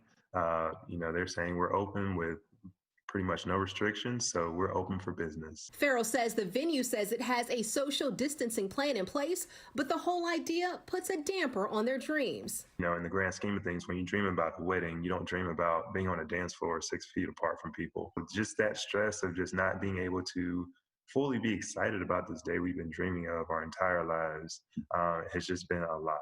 And this is a situation many of you are experiencing right now, not just with wedding contracts, but contracts in other industries too. So what are the takeaways? Well, first, pay your vendors with your credit card. According to a financial expert on businessinsider.com, the Fair Credit Billing Act and your credit card company might be able to offer some form of protection if deposits are lost under certain conditions. Second, consider adding insurance coverage to your big event early in the process. And yes, there is a such thing as wedding insurance. I'm meteorologist Chris Holcomb from the 11Alive Storm Trackers. We still have a pretty good coverage of rain around, but it is starting to calm down a little bit. It's been very active late this afternoon and through much of the evening hours with strong thunderstorms, some of them severe. We had reports of damage over in parts of Stone Mountain and Lilburn. I'm talking right now just under 200 people on Facebook Live. You see my phone propped up here as a lot of folks are, Tanya Miller said, what does Hampton look like? All right, I'm going to show you right now because that's where we have some of those stronger storms that are pushing down to the south. We have light rain here, still some thunder and lightning right there at North Cobb, Southern Bartow. Oops, hold on, let's go back there. Southern Bartow County right here, right around Allatoona Lake near Ackworth. And I just had someone on Facebook Live just tell me they were actually hearing the thunder up there near Cartersville. That's from that lightning that's right down here. We have some other thunder and lightning in southern Paulding through Douglas, South Fulton. Things are starting to calm down. We're not seeing as much red, as much yellow and orange here. It's just calming down to more green, which is light rain, and not as much lightning. These down to the south, you were asking about what's happening down toward the McDonough area in Henry County. Light rain there, that is starting to fade out. And also these heavier showers around Peachtree City, right on the line between Coweta and Fayette County, those are starting to die out somewhat as well. We still have a flash flood warning in effect for southeastern parts of Cobb County and west central Fulton. That's from the rain that came a lot earlier between 5 and 6. It rained so heavy in a short period of time, we had some flash flooding there. Again, that's going to expire a little bit later. I really think that they will let that expire a little bit once this rain moves on out of there. We won't have any additional threats for any flash flooding. Most of the showers are slowly drifting down toward the south. It's still been pretty heavy, and I've been getting these reports down to the south in Pike County and in Upson County. Some folks on Facebook Live were also reporting heavy rain and thunder and lightning. We see a lot of that lightning in Pike County, also southern Coweta, and right there on the Meriwether County line. Then elsewhere in North Georgia, things a lot quieter. Still have a cell right there in Bartow County that has some heavy rain that's going to fall apart in just a little bit as well. Here's a live look out there right now. Here is, again, this is Coweta County. I know it's getting dark in the background, not only because the sun just went down, but because those clouds in the background are really dark from the rain there as we're looking toward the north and east, and that's toward that Coweta and Fayette County line where we've been seeing some of those showers. Take a look at this picture. This was sent in by one of our 11Alive community storm trackers, Ira Klein in Swanee. Doesn't that look interesting? These clouds kind of bubbling here on the bottom side. These are called mammatus clouds, and it's an indicator of the instability that we have in the atmosphere. So that was a nice picture that he sent us. Also, Tim McKinney in Forsyth County got this nice picture of a rainbow. This is in the northern parts of Forsyth County from a little bit earlier. Now, we also have a tropical storm. This is Tropical Storm Faye moving northward. We think it's going to make landfall on Friday at some point around the New Jersey coastline. It's going to scour or kind of like move parallel to the mid-Atlantic coast with a lot of rough surf, rain, and wind there, impacting a lot of people. Even New York City, Long Island are in this tropical storm warning that goes up into Kentucky and Rhode Island as well. We think by the weekend, though, it's going to be a lot weaker. You can see the cooler air from where the rain moved through. 74 in Atlanta. That's after we got up to 89 today. Duluth is 78. 81, though, in Canton. Not as much rain. Carrollton, 75. Tomorrow, 91 for a high. A 7 on the wasometer with partly cloudy skies and about a 30% chance for scattered showers in the afternoon. And then we're going to watch that rain chance that actually goes down to 20% once we get into Saturday and Sunday, holding on to that 20% chance for showers as we get into the rest of the week and also into the end of the week with high temperatures each day in the lower 90s. Summer vacation plans have changed for a lot of families in light of COVID-19. Instead of canceling trips, there are families finding a creative way to adjust their trips instead of canceling. Bill Liss and photojournalist Stephen Boise have the story. On the road again. Just can't wait to get on the road again. Whether you pull it or drive it, it's the RV. And as the spread of COVID-19 continues, the RV is taking over in an explosive way as the vacation of choice. With RV rentals almost fully booked through August and inventories limited on what's left to buy, a survey by a leading worldwide RV rental company, Outdoorsy.com, says that since March, first-time RV renters in metro Atlanta and across all of Georgia are up almost 90%.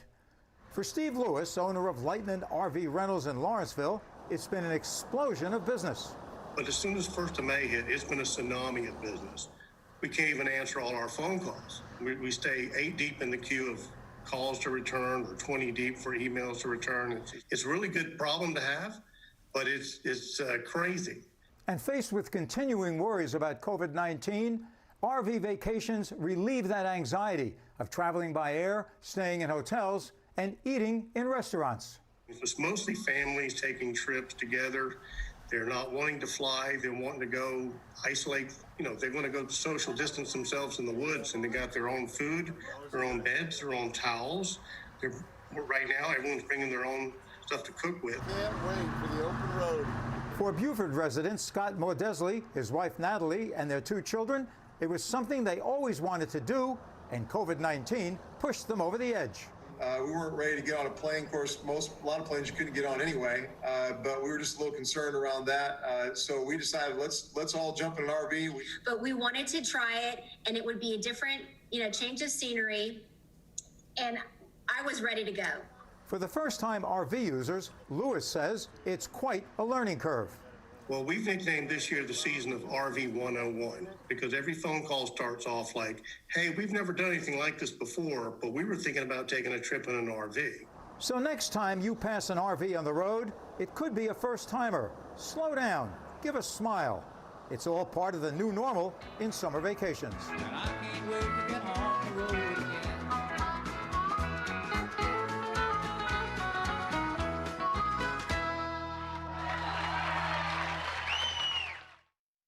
Masks for $97. Are you doing this to help people, or are you doing this to make money, or both? Both. Take this email sent to the Verify team. Is it safe to have your house cleaned by outside workers? The best practice is to limit guests to emergencies only.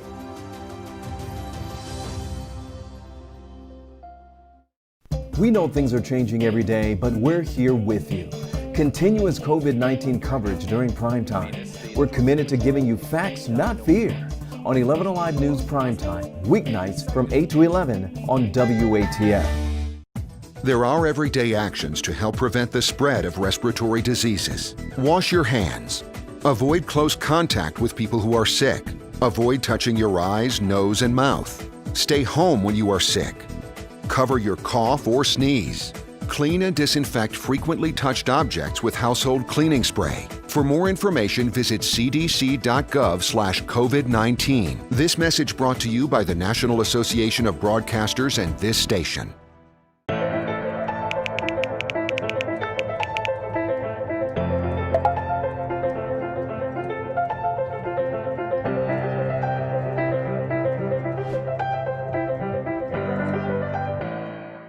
Today at noon on 11Alive. We are seeing that lack of smell or altered taste can be a symptom. We answer your coronavirus-related medical questions. Because 11Alive is where Atlanta speaks. Televised newscasts not enough for you? Get even more at 11Alive's YouTube channel, where you'll find uncut interviews, extended body cam footage, live streams of Atlanta's biggest trials, and more. Subscribe to 11Alive today.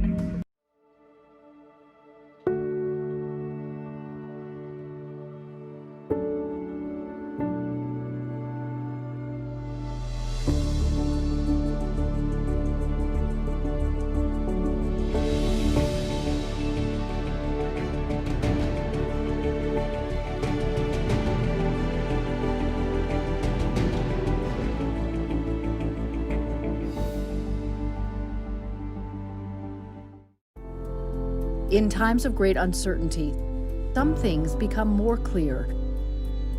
The things we take for granted, the people we depend on daily.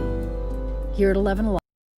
Another week of more than 1 million people filing unemployment claims, and right now there is an extra $600 per week benefit that comes along with unemployment insurance, but that program is due to stop in a few weeks. Joining me right now is Ted Jenkins, CEO of Oxygen Financial and author of the Amazon bestseller 21-Day Budget Cleanse. If you consume Atlanta media, you know Ted. You don't need any introduction to him.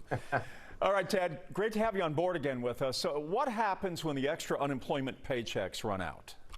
Well, Jeff, you are exactly right. The unemployment, it's going to end out this $600. It's going to expire on July 31st. That's going to affect roughly 20 million Americans. Now, Congress has passed an act so far, Jeff, called the HEROES Act, and this would extend unemployment benefits until January 31st of 2021. But so far, the Senate has not passed that act. So there are a number of bills that have been thrown around. One's called the Schumer-Wyden bill. That would start at $600 for unemployment benefits, but it would go down by $100 every time the national unemployment goes down by 1%. However, there's another bill being thrown around called the Portman bill, and this bill is around a return-to-work bonus, which means you'd have to go back to work, Jeff, but it would pay you $450 every week while you're back at work. So right now, as it stands, there's nothing in place for people at the end of this month. It will run out, but I suspect that there will be something that will be done here by the end of July or the beginning of August. A broader question for you, Ted, and this is, here we are in this crazy year of 2020, and you know, it's hard to go to movies, it's hard to have any entertainment. You know, is this a good time perhaps to reconfigure your budget as far as money that maybe you spend on entertainment or eating in restaurants that you simply are at home more now? Is it time to take a look at those numbers?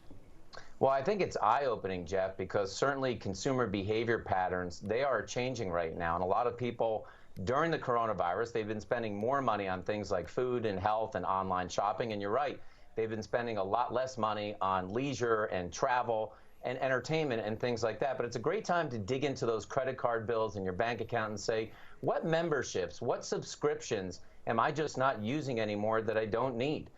At things like auto insurance, Jeff, you might have told your auto insurance company that you drive 15,000 miles a year. Now your company has told you you have to work from home and you only drive 2,000 miles a year, and that may give you an opportunity to save on auto insurance. So it's a great time, anywhere from negotiating your interest rate on your credit cards to simply saying, should I cut the cord? All of those things are good and they're on the table to shop for right now. How do you feel about refinancing your home? Is this still a good time?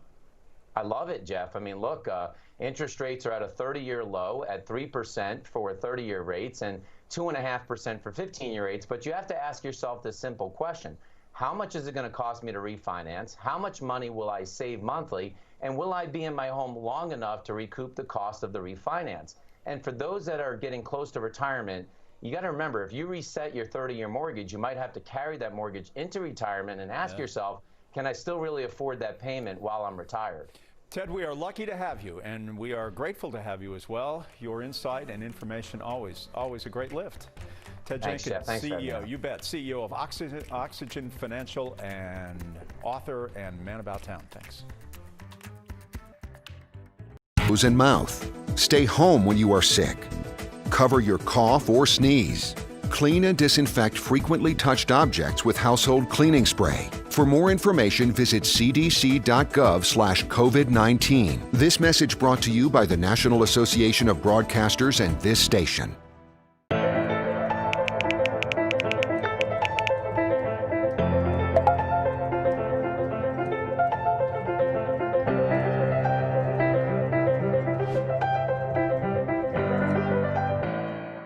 Today at noon on 11Alive. We are seeing that lack of smell or altered taste can be a symptom. We answer your coronavirus-related medical questions. Because 11Alive is where Atlanta speaks. Televised newscasts not enough for you? Get even more at 11Alive's YouTube channel, where you'll find uncut interviews, extended body cam footage, live streams of Atlanta's biggest trials, and more. Subscribe to 11Alive today.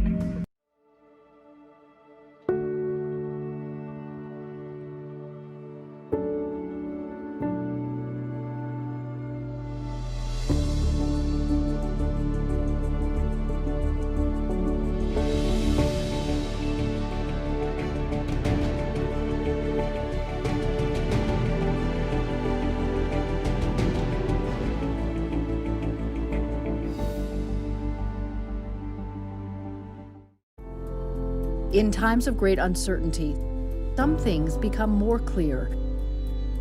The things we take for granted, the people we depend on daily. Here at 11Alive, we'd like to say thank you. First responders, medical staff, sanitation workers, truck drivers, postal workers, and every brave Georgian doing their part to make a difference. We see you, we hear you, and we appreciate all that you do. Let's start with a viral message going around. Quote, vast majority of people who died had ibuprofen Advil in their system. This message is fake. We just bought 20 dust masks for $97. Are you doing this to help people or are you doing this to make money or both? Both. Take this email sent to the Verify team. Is it safe to have your house cleaned by outside workers? The best practice is to limit guests to emergencies only.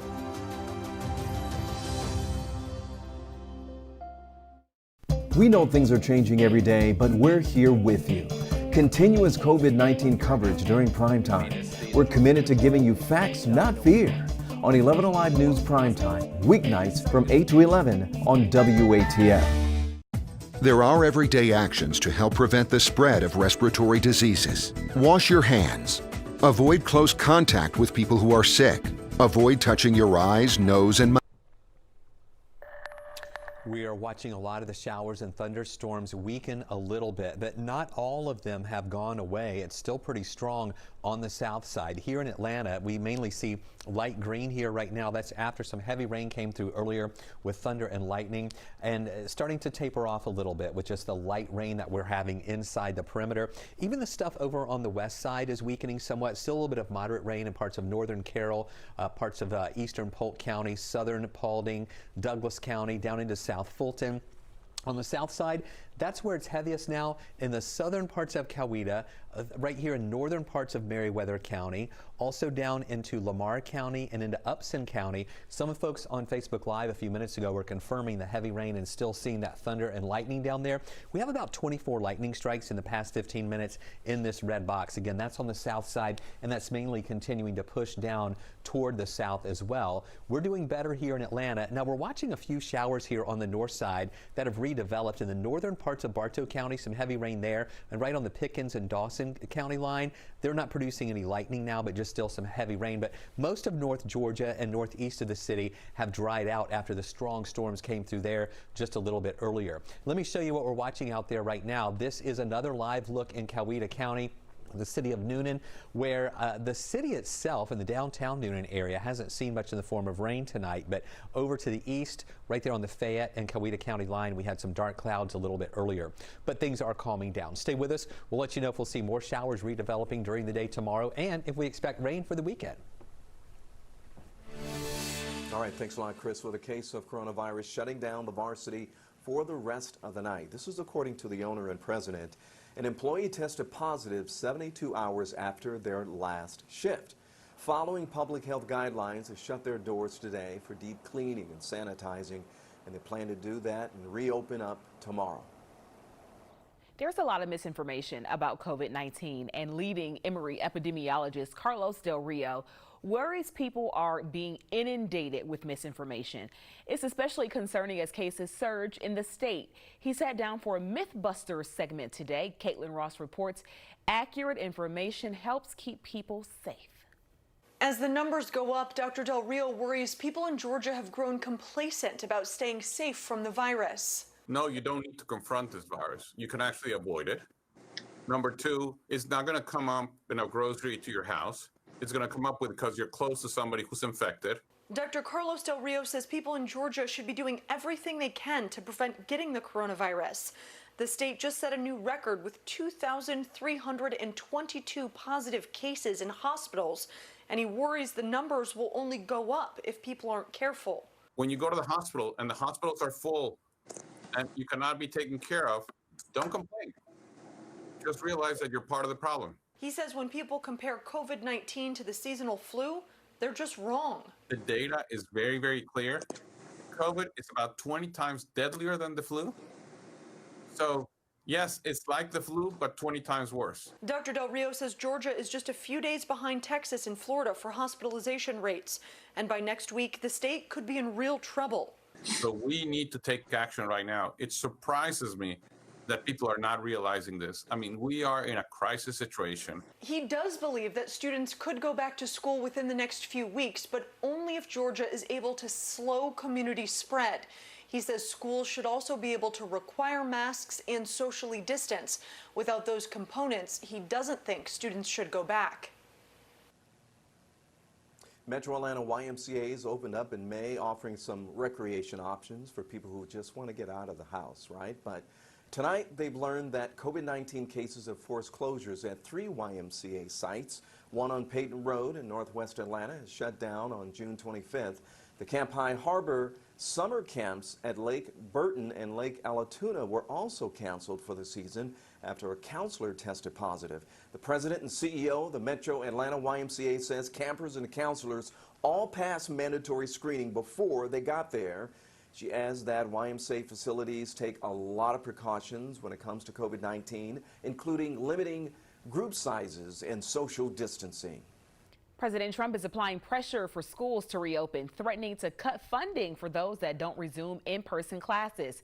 Tonight, Atlanta's mayor says she is against that decision and that the president is focused on the wrong things. This president needs to focus on how do we get technology expanded into all of our school systems? How do we expand broadband so that if we are faced with children having to go through virtual learning again in the fall, that they all have access to technology and broadband? That's where he can better use his efforts and not the theatrics that he continues to spew from the White House. Several districts in the metro, including Fulton and Cobb, have pushed back their start dates as Georgia sees some of the highest numbers of daily COVID-19 cases on record. Some districts are allowing parents to decide whether to send their kids in person or online in the fall. Despite what schools may do, voluntary high school workouts are still on. 11Alive's Alex Glaze tells us how the Georgia High School Association is planning on having high school sports while the sports world is struggling to stay afloat. Last month, the Georgia High School Association allowed schools to begin voluntary conditioning workouts. I see it going very well. We wish we were further down the road, although we're still on schedule. High school football practices in Georgia are scheduled to begin on July 27th. Other fall sports are scheduled to begin on August 1st. I'm confident that we're going to have sports. That's what our goal is. States around the country are dealing with the COVID-19 pandemic differently. Governor Bill Lee of Tennessee has already banned contact sports until August 29th. In Georgia, Dr. Hines says GHSA will continue to monitor the data as they make decisions to lighten restrictions and eventually get to playing football. Testing has been a critical tool for college and professional sports teams as they started back up. When it comes to testing every high school in Georgia, that's not fiscally possible. Testing, those are local decisions. Those are individual decisions. The Georgia High School Association does not have a testing program. Those would be unfunded mandates. It's money that we obviously don't have. Guidelines currently require symptom reporting at the schools to determine whether a student can participate or be referred to go get a test. You can build up, quite a bit of data over 470 schools. Dr. Hines also said that regardless of if a student is doing distance learning or attending classes in person, if that student meets eligibility requirements to play, then they're eligible to play. As long as they're enrolled in that school, and they meet all other areas of the eligibility requirements, then yes, they would be eligible. Hundreds of scientists are urging the World Health Organization to change its guidelines about the coronavirus. Some experts now say it spreads easily through the air. Our sister station in Houston connects the dots. There has been a lot of talk lately about scientists now believing coronavirus is airborne. But what does that mean, and should it change what we are doing? Let's connect the dots. First up, what does airborne mean? Growing evidence shows that coronavirus can travel in tiny droplets in the air, hanging out possibly for hours, infecting people who then inhale that air. That means coronavirus is what scientists call aerosolized. Before, it was believed coronavirus only traveled in larger droplets produced when people coughed or sneezed. The tinier droplets are produced by just breathing or talking. So what does this mean for prevention? The short answer is less Lysol wipes and more masks. That's because larger droplets are, large and fall on surfaces, meaning transmission could often happen by contact with a contaminated surface. And while proper hygiene, like hand washing, is still important, now that experts believe the virus is smaller and hanging in the air, masks take on new importance. The other takeaway from this new finding is the importance of ventilation. Being Being outdoors, especially on a breezy day, is a lot safer than a crowded indoor space with recycled air. Experts also recommend opening windows or running the AC when possible. Fulton County says it won't be caught off guard this time around as it prepares for primary runoffs, the new measures election officials are taking.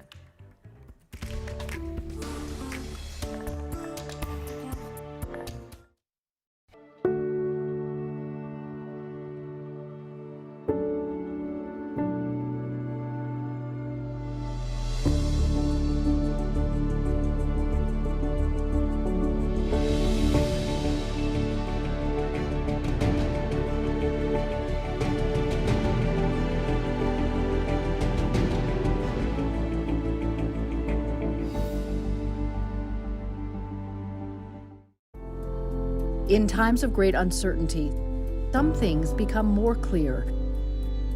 The things we take for granted, the people we depend on daily.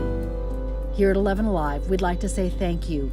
First responders, medical staff, sanitation workers, truck drivers, postal workers, and every brave Georgian doing their part to make a difference. We see you, we hear you, and we appreciate all that you do. Let's start with a viral message going around. Quote, vast majority of people who died had ibuprofen Advil in their system. This message is fake. We just bought 20 dust masks for $97. Are you doing this to help people or are you doing this to make money or both? Both. Take this email sent to the Verify team. Is it safe to have your house cleaned by outside workers? The best practice is to limit guests to emergencies only.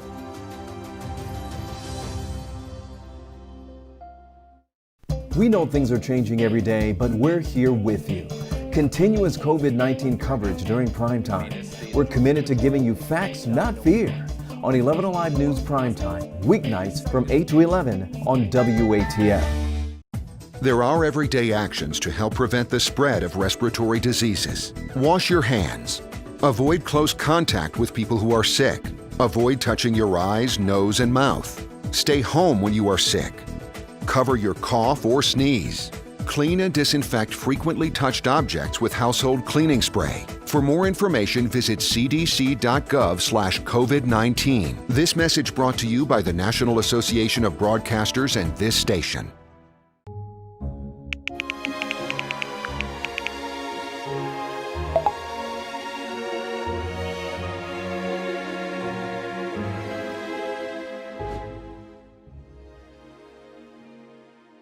Today at noon on 11Alive. We are seeing that lack of smell or altered taste can be a symptom. We answer your coronavirus-related medical questions. Because 11Alive is where Atlanta speaks.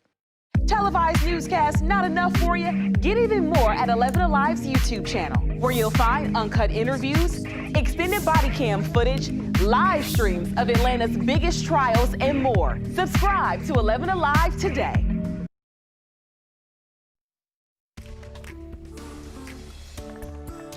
Welcome back, everyone. Senator Kelly Loeffler's comments about taking the Black Lives Matter movement out of sports have become a topic of the race for Georgia's U.S. Senate seat. I spoke with one of her opponents, Reverend Raphael Warnock, about her position.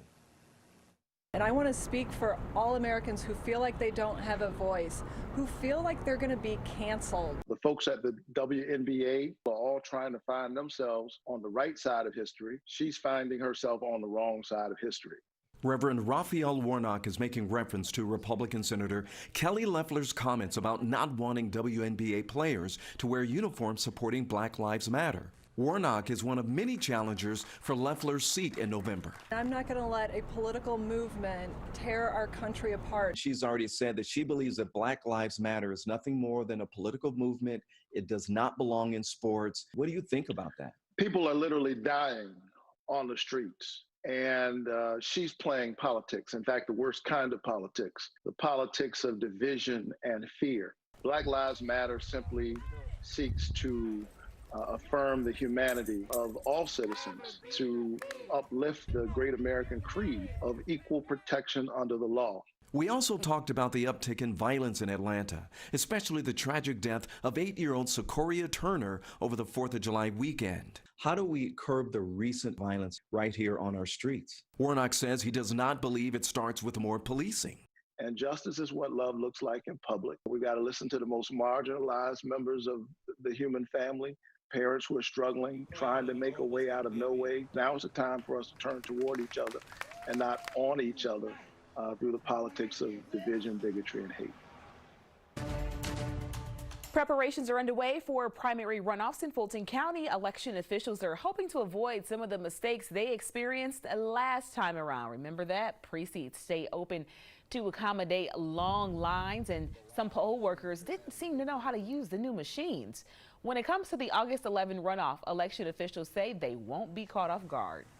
We participated in a program for a while where we were keeping track of line lengths and wait times. We are also using past voter turnout data for early voting as well as for election day. So we'll be looking at projections as well from previous elections. Here are just a few of the new measures. Earlier this year, Fulton County only hosted 5 early voting sites. They're going to up that to 20 for the runoff. And to better prepare poll workers, they have been training for early voting since last week. Training for Election Day starts now. The voter registration deadline is Monday, July 13th. Early voting goes from July 20th through August 7th. I'm meteorologist Chris Holcomb from the 11Alive Storm Trackers. It is calming down a little bit out there tonight. We still have some rain around Metro Atlanta and on the south side, but it's a lot calmer than it was. Still, the more active weather is south of the city, where we see some thunder and lightning still going out of the southern parts of Coweta County and down into Meriwether County too. Here in Atlanta, it's calming down. We had some heavier rain on the west side, but that is weakening now. Still some light rain in Cobb County. Here in the city, some light rain left over. Here's that heavier stuff. This is in southern Coweta around Moreland, right there at 85. Also in Meriwether County, moving into parts of Pike County and Upson County. We still have some thunder and lightning in association with that, but that is showing signs of weakening as well. This is saying 24. You know what? Let me get an updated count on that really quick, because I don't want to give any old information here. I haven't updated this here yet. Let me do that really quick for you.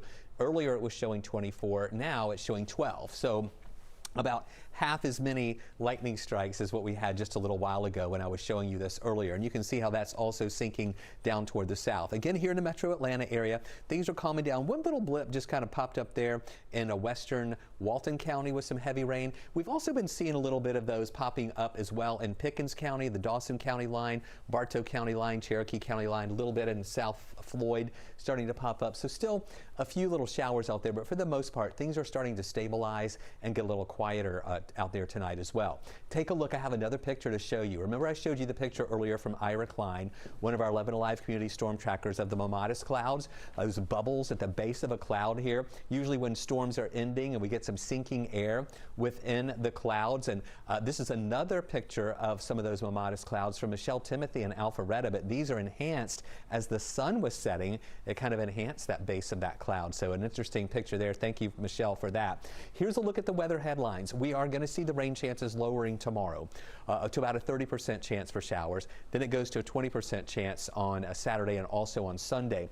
But with those rain chances going down, it's also going to be getting hotter. We're going to see highs in the lower 90s. There's still a lot of humidity around, so it's going to feel like the mid and upper 90s as we go through the weekend. And Tropical Storm Faye formed today, but it's going to be moving away from us, impacting the mid-Atlantic region and also the north and the east, but not having really any additional impacts on us.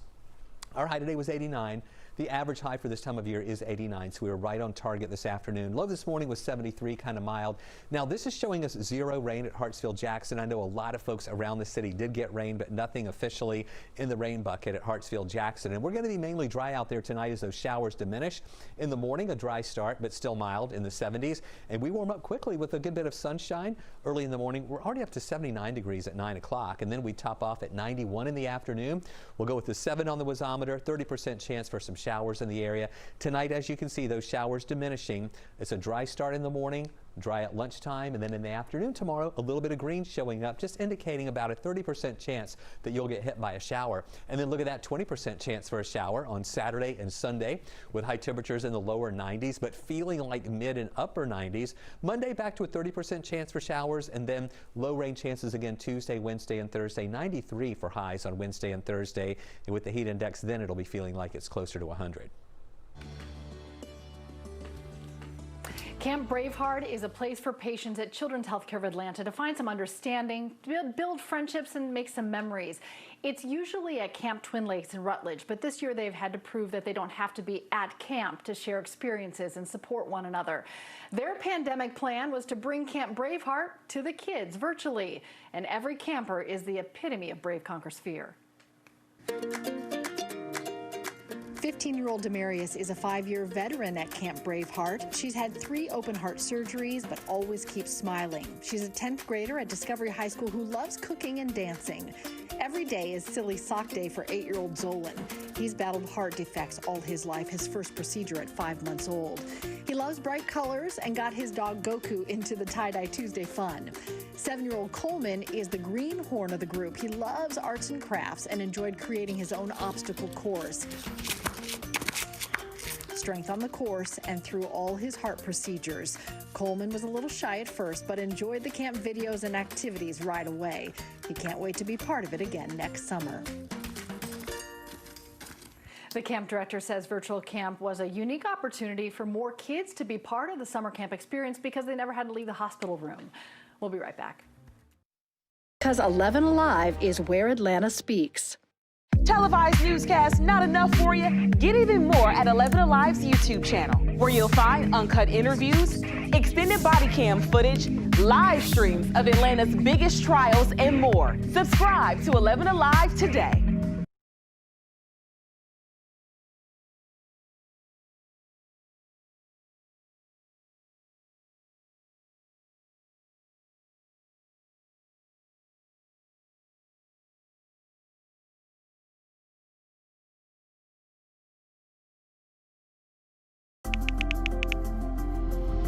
Let's start with a viral message going around. Quote, vast majority of people who died had ibuprofen Advil in their system. This message is fake.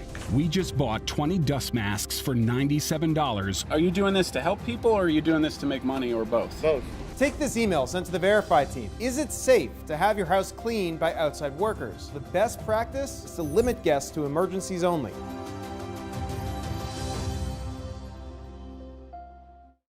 We know things are changing every day, but we're here with you. Continuous COVID-19 coverage during Primetime. We're committed to giving you facts, not fear. On 11Alive News Primetime, weeknights from 8 to 11 on WATF.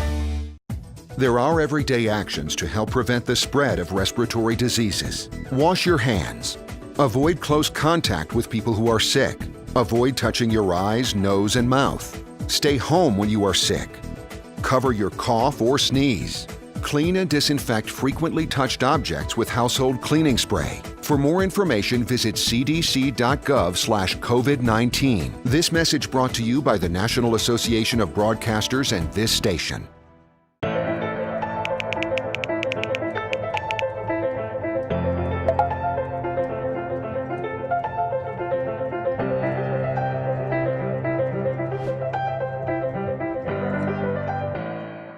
Today at noon on 11Alive. We are seeing that lack of smell or altered taste can be a symptom. We answer your coronavirus-related medical questions. Because 11Alive is where Atlanta speaks. Televised newscasts not enough for you? Get even more at 11Alive's YouTube channel, where you'll find uncut interviews, extended body cam footage, live streams of Atlanta's biggest trials, and more. Subscribe to 11Alive today.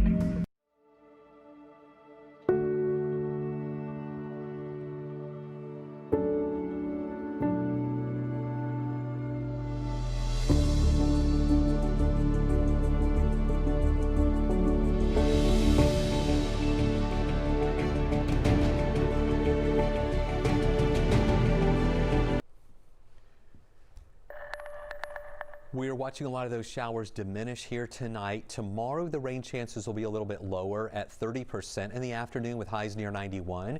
And then hotter this weekend, 92 Saturday, 91 again Sunday, and the rain chance even lower at 20%. By Monday, a shower or two possible with that rain chance at 30%, and then we go back to a 20% chance Tuesday, Wednesday, and Thursday. But I want y'all to realize, look at those high temperatures each day in the lower 90s. With all the humidity around, it's going to feel even hotter out there. We're going to have heat index levels at least in the mid and upper 90s, maybe even close to 100 degrees for the first part of next week. Woo! All right, let's try to stay cool out there. Hey, stick around. Primetime rolls on at 10.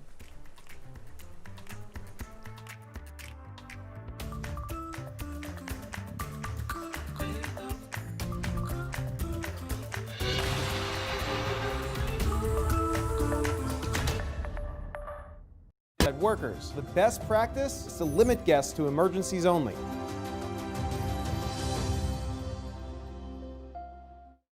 We know things are changing every day, but we're here with you. Continuous COVID-19 coverage during primetime. We're committed to giving you facts, not fear. On 11Alive News Primetime, weeknights from 8 to 11 on WATF. There are everyday actions to help prevent the spread of respiratory diseases. Wash your hands. Avoid close contact with people who are sick. Avoid touching your eyes, nose, and mouth. Stay home when you are sick. Cover your cough or sneeze.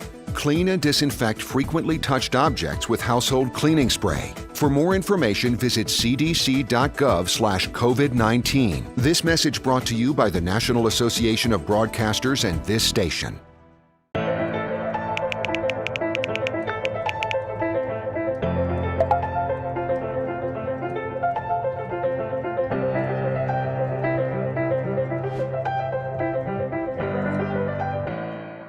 Today at noon on 11Alive.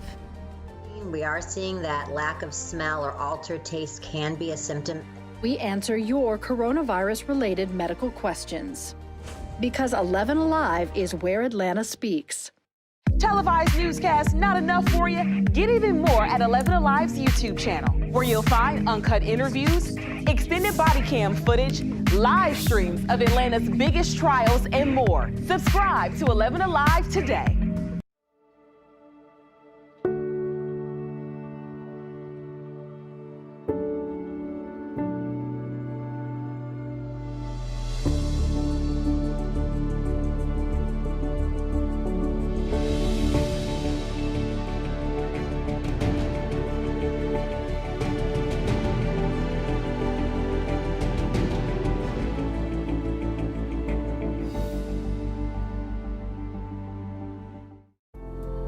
In times of great uncertainty, some things become more clear. The things we take for granted, the people we depend on daily. Here at 11Alive, we'd like to say thank you. First responders, medical staff, sanitation workers, truck drivers, postal workers, and every brave Georgian doing their part to make a difference. We see you, we hear you, and we appreciate all that you do. Let's start with a viral message going around. Quote, vast majority of people who died had ibuprofen Advil in their system. This message is fake. We just bought 20 dust masks for $97. Are you doing this to help people or are you doing this to make money or both? Both. Take this email sent to the Verify team. Is it safe to have your house cleaned by outside workers? The best practice is to limit guests to emergencies only.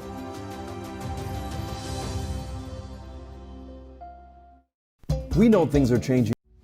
11Alive News Primetime on the ATL starts now.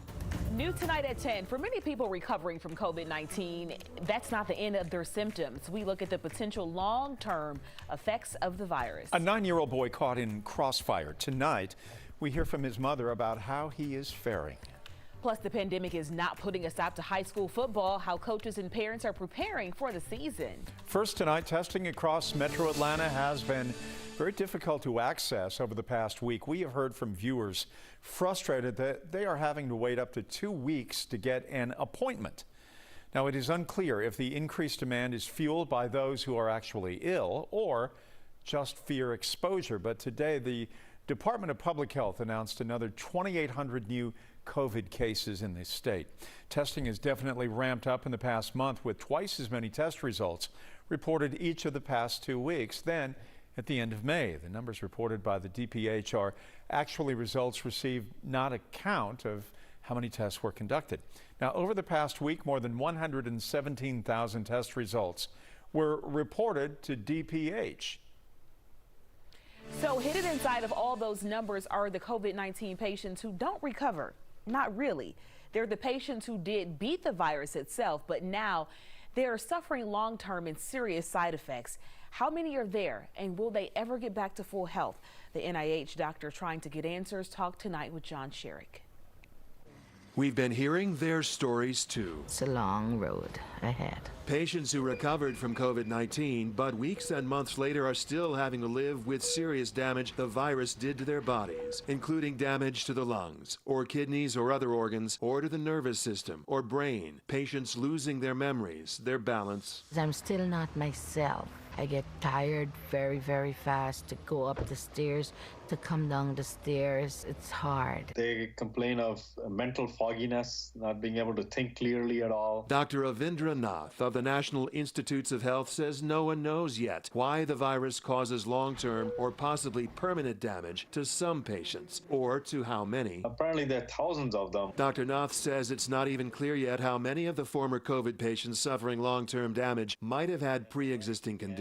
So they were very highly functioning individuals, and all of a sudden now they can't perform in their job. Dr. Nath is starting to research the immune systems of the COVID patients who do not fully recover. And my hope is that more people will continue to get better, but it may not be for everybody, unfortunately. COVID, it's not something to play with. It's like a monster living in your body. So there's still much doctors don't know yet about COVID-19. Researchers can only hope that the long-term effects of the virus on some patients will not be permanent. Thunderstorms across metro Atlanta tonight. Chris, what can we expect for the rest of the evening? Yeah, things are starting to die down, Jeff. We've been noticing that here in Atlanta for the past little while, as it's just generally light rain here.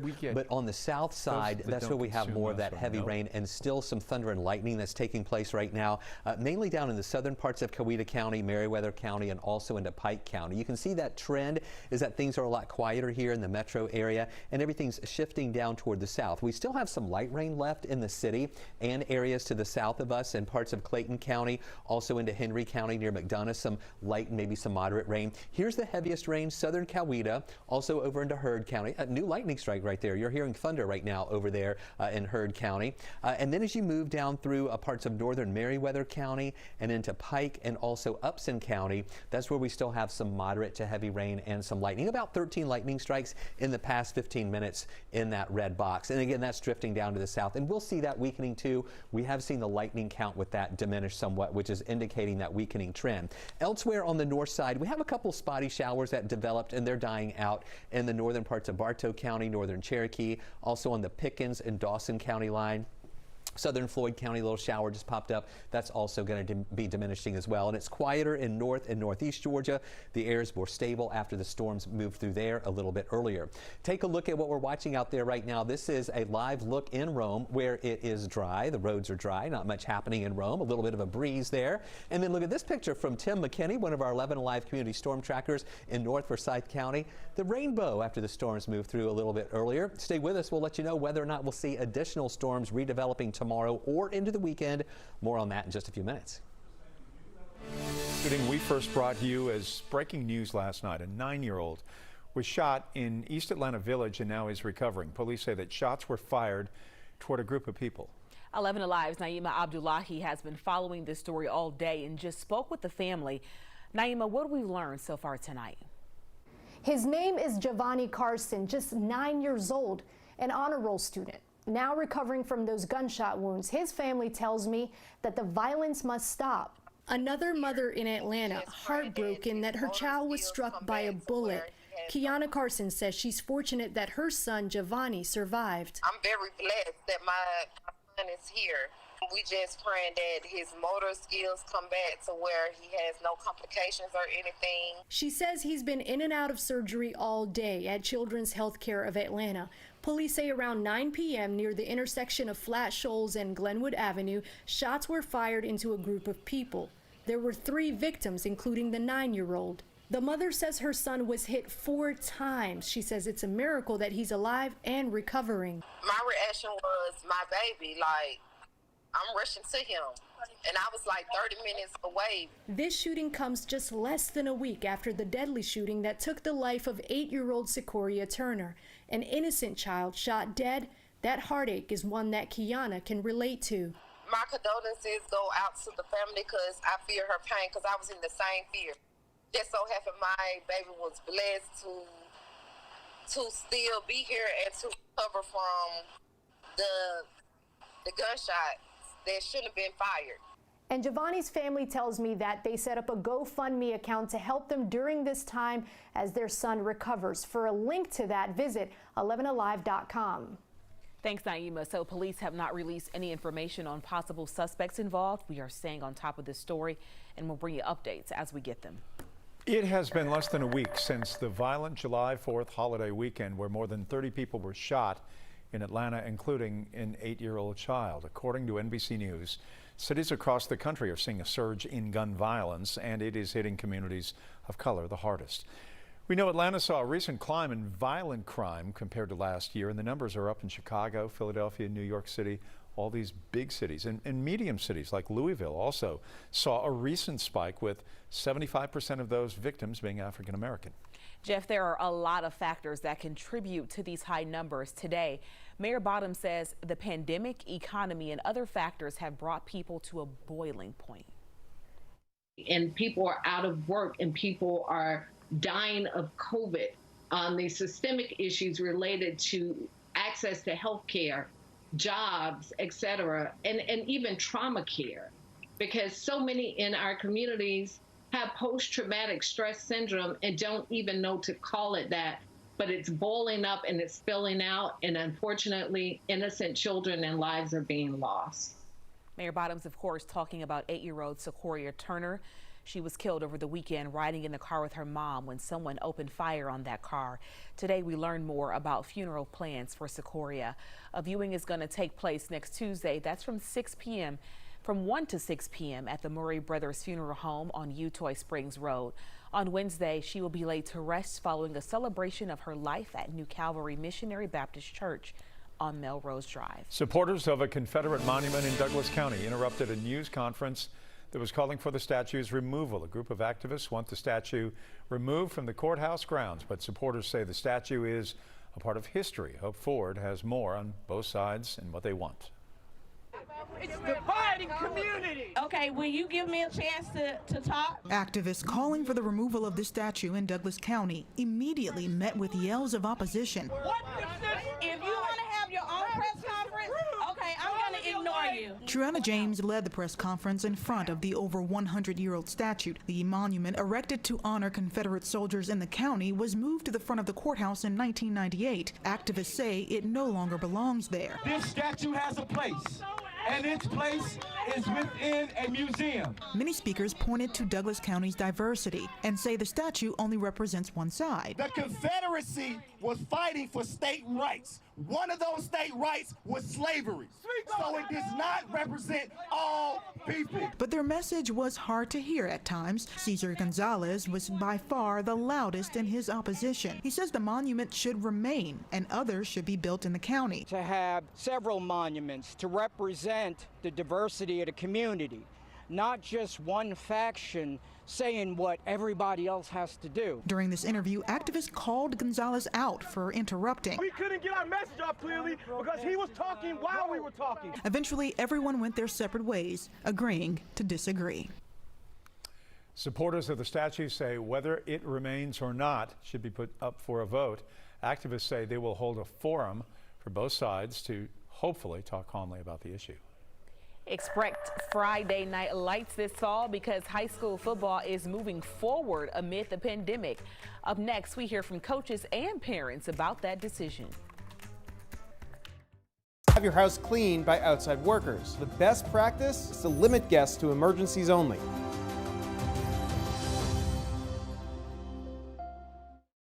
We know things are changing every day, but we're here with you. Continuous COVID-19 coverage during prime time. We're committed to giving you facts, not fear. On 11Alive News Primetime, weeknights from 8 to 11 on WATF. There are everyday actions to help prevent the spread of respiratory diseases. Wash your hands. Avoid close contact with people who are sick. Avoid touching your eyes, nose, and mouth. Stay home when you are sick. Cover your cough or sneeze. Clean and disinfect frequently touched objects with household cleaning spray. For more information, visit cdc.gov/COVID-19. This message brought to you by the National Association of Broadcasters and this station.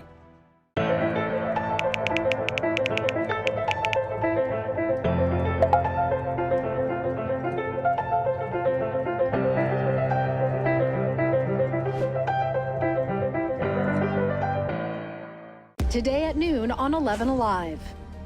We are seeing that lack of smell or altered taste can be a symptom. We answer your coronavirus-related medical questions. Because 11Alive is where Atlanta speaks. Televised newscasts not enough for you? Get even more at 11Alive's YouTube channel, where you'll find uncut interviews, extended body cam footage, live streams of Atlanta's biggest trials, and more. Subscribe to 11Alive today.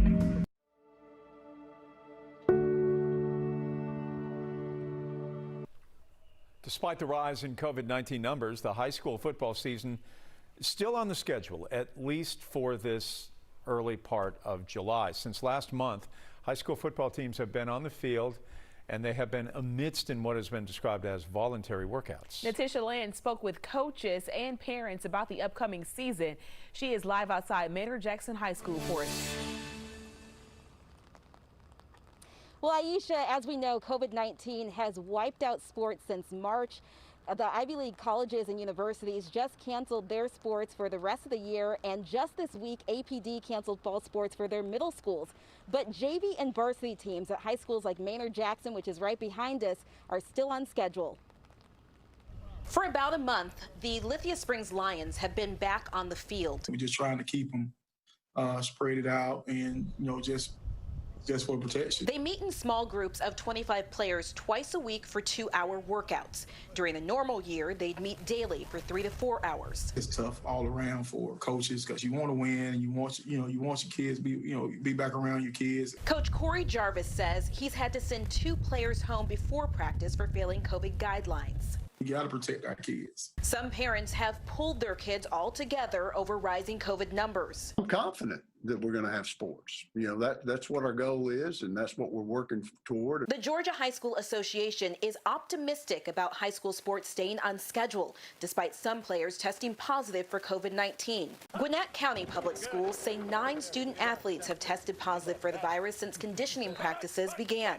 I feel like it should go forward. I think these kids have been traumatized enough with the end of the school year. In Cobb County, Rebecca Medayag and her 3 kids are getting ready for fall sports with precautions. She designed a mask with the school logo, and before practices, she says she takes their temperatures and arms them with sanitizer and lots of water. And they want to play. They want to go back to the normalcy of before.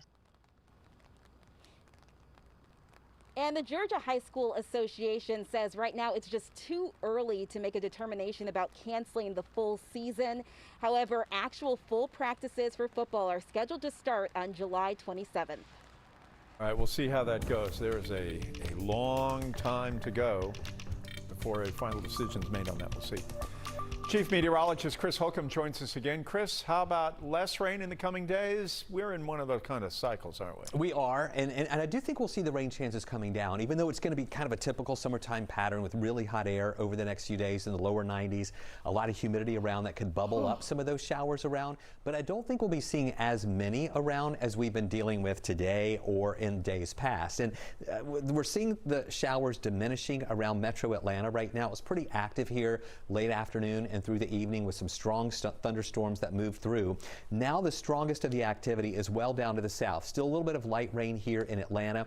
You can see that heavier rain in parts of Meriwether County. We're not seeing as much lightning with this as we did earlier. Just a couple lightning strikes in the southern parts of Coweta County, right there on the Heard County line. Not much else occurring now. This is an old, let me update this for you again because this is not current. Let me get this other lightning up. This is going to be a lot lower now. That's why I'm going to do this again. Yeah, showing only 2 lightning strikes in the past 15 minutes there with that. And that's drifting down to the south too. So the lower lightning strikes, we're not seeing as much red here, and the orange is kind of dissipating, which is showing us that these showers are diminishing. We've had a few showers on the north side that developed again, even as the main area of rain moved out, but those are also falling apart.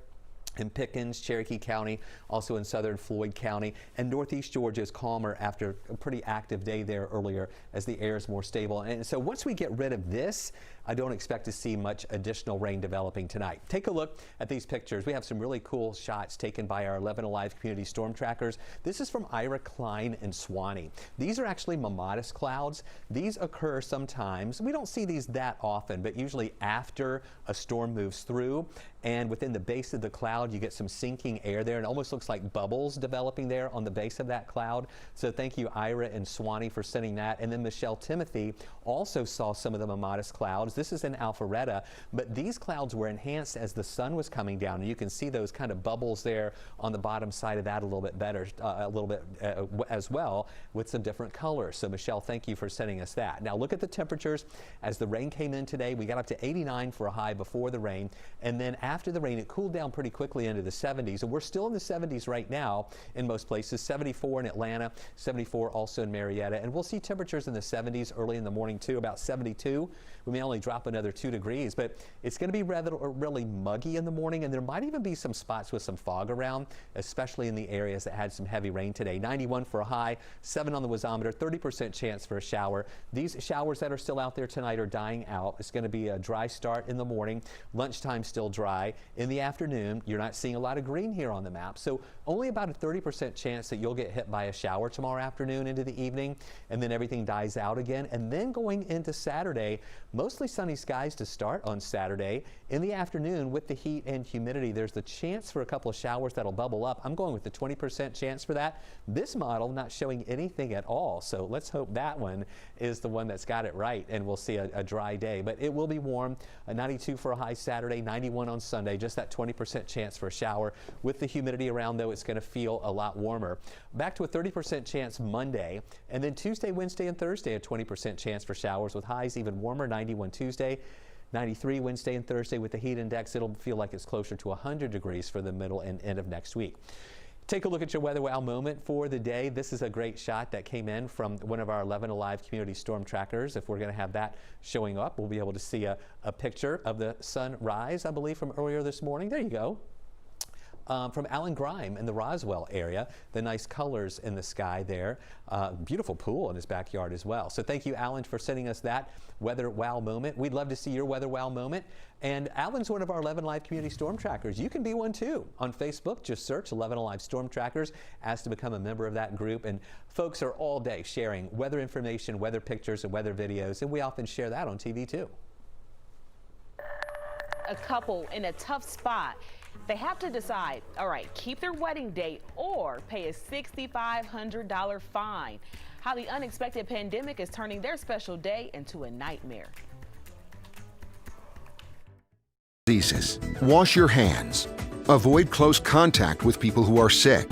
Avoid touching your eyes, nose, and mouth. Stay home when you are sick. Cover your cough or sneeze. Clean and disinfect frequently touched objects with household cleaning spray. For more information, visit cdc.gov/COVID-19. This message brought to you by the National Association of Broadcasters and this station.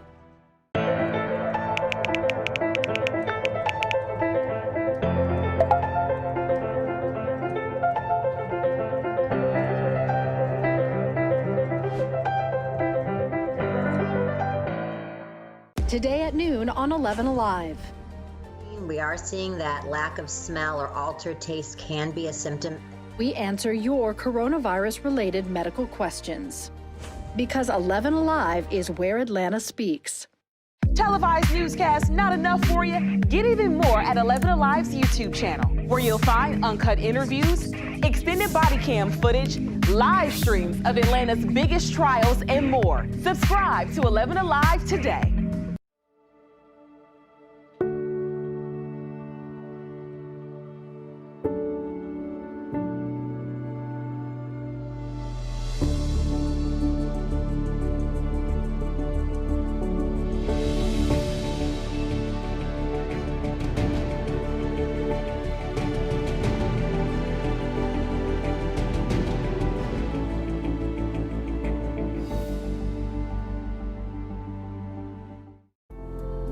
In times of great uncertainty, some things become more clear. The things we take for granted, the people we depend on daily. Here at 11Alive, we'd like to say thank you. First responders, medical staff, sanitation workers, truck drivers, postal workers, and every brave Georgian doing their part to make a difference. We see you, we hear you, and we appreciate all that you do. Let's start with a viral message going around. Quote, vast majority of people who died had ibuprofen Advil in their system. This message is fake. We just bought 20 dust masks for $97. Are you doing this to help people, or are you doing this to make money, or both? Both. Take this email sent to the Verify team. Is it safe to have your house cleaned by outside workers? The best practice is to limit guests to emergency. The pandemic is upending plans for a lot of people, even for events planned months ahead. Latasha Givens spoke to one couple who is finding out that COVID-19 and contracts are not a great combination. In these video clips, Kristen McClure thought she and her boyfriend Joshua Farrell were extras in a friend's film project. She had no idea this was actually her engagement video.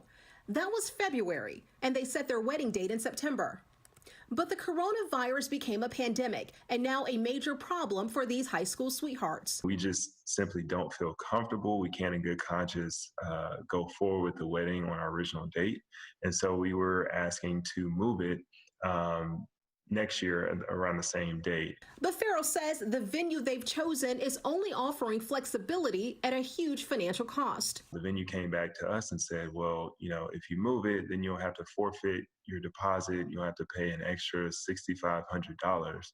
And that's just not something we can afford to do right now. So it's either pay an additional almost $7,000, which you don't have, or lose the almost $12,000 you've already paid. Right, or just go through with the wedding and risk the lives of our family and friends. We're purposely not naming the venue, but according to the contract and emails the couple has shared with us, the company doesn't have to make any exceptions unless a shelter-in-place order is extended. That's their out in the contract. The business is sticking with whatever the governor is saying.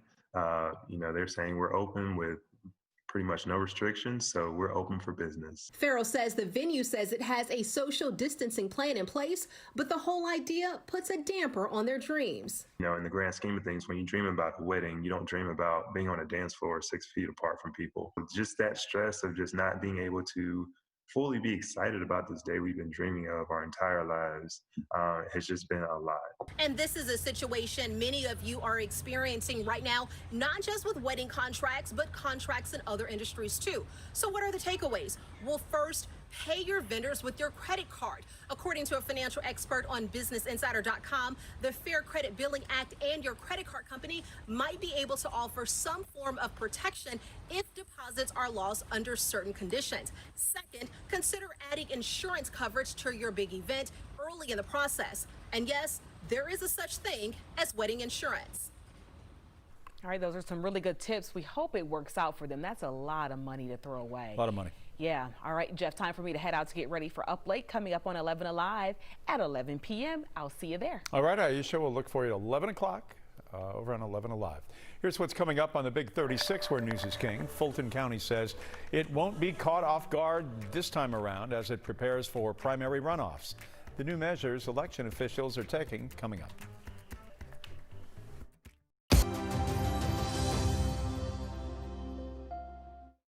We know things are changing every day, but we're here with you. Continuous COVID-19 coverage during primetime. We're committed to giving you facts, not fear. On 11Alive News Primetime, weeknights from 8 to 11 on WATF. There are everyday actions to help prevent the spread of respiratory diseases. Wash your hands. Avoid close contact with people who are sick. Avoid touching your eyes, nose, and mouth. Stay home when you are sick. Cover your cough or sneeze. Clean and disinfect frequently touched objects with household cleaning spray. For more information, visit cdc.gov/COVID-19. This message brought to you by the National Association of Broadcasters and this station.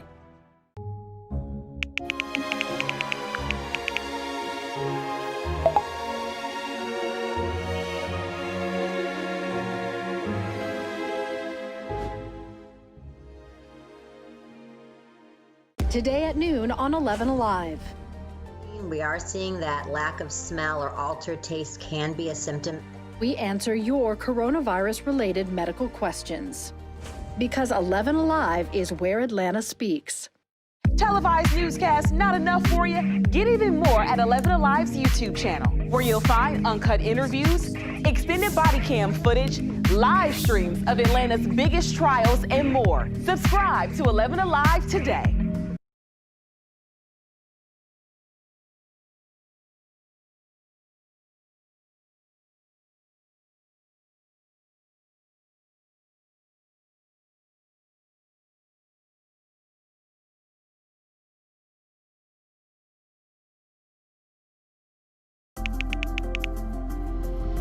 Let's start with a viral message going around. Quote, vast majority of people who died had ibuprofen Advil in their system. This message is fake. We just bought 20 dust masks for $97. Are you doing this to help people or are you doing this to make money or both? Both. Take this email sent to the Verify team. Is it safe to have your house cleaned by outside workers? The best practice is to limit guests to emergencies only.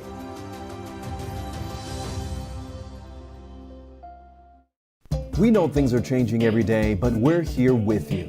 Continuous COVID-19 coverage during primetime. We're committed to giving you facts, not fear.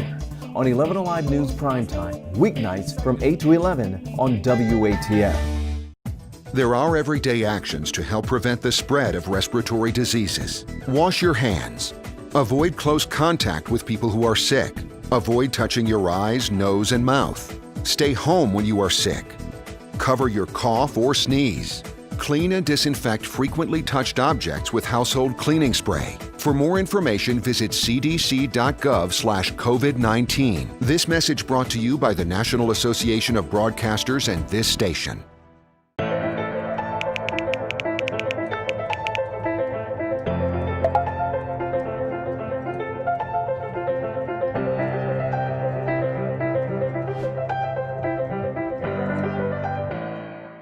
Today at noon on 11Alive.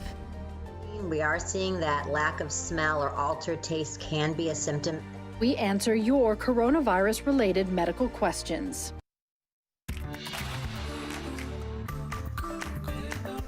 All new tonight, a former high school swim coach now charged with sexual battery against a child under the age of 16. Anthony Range was booked Tuesday into the Gwinnett County Jail. Range was working as the swim coach for Meadow Creek High School.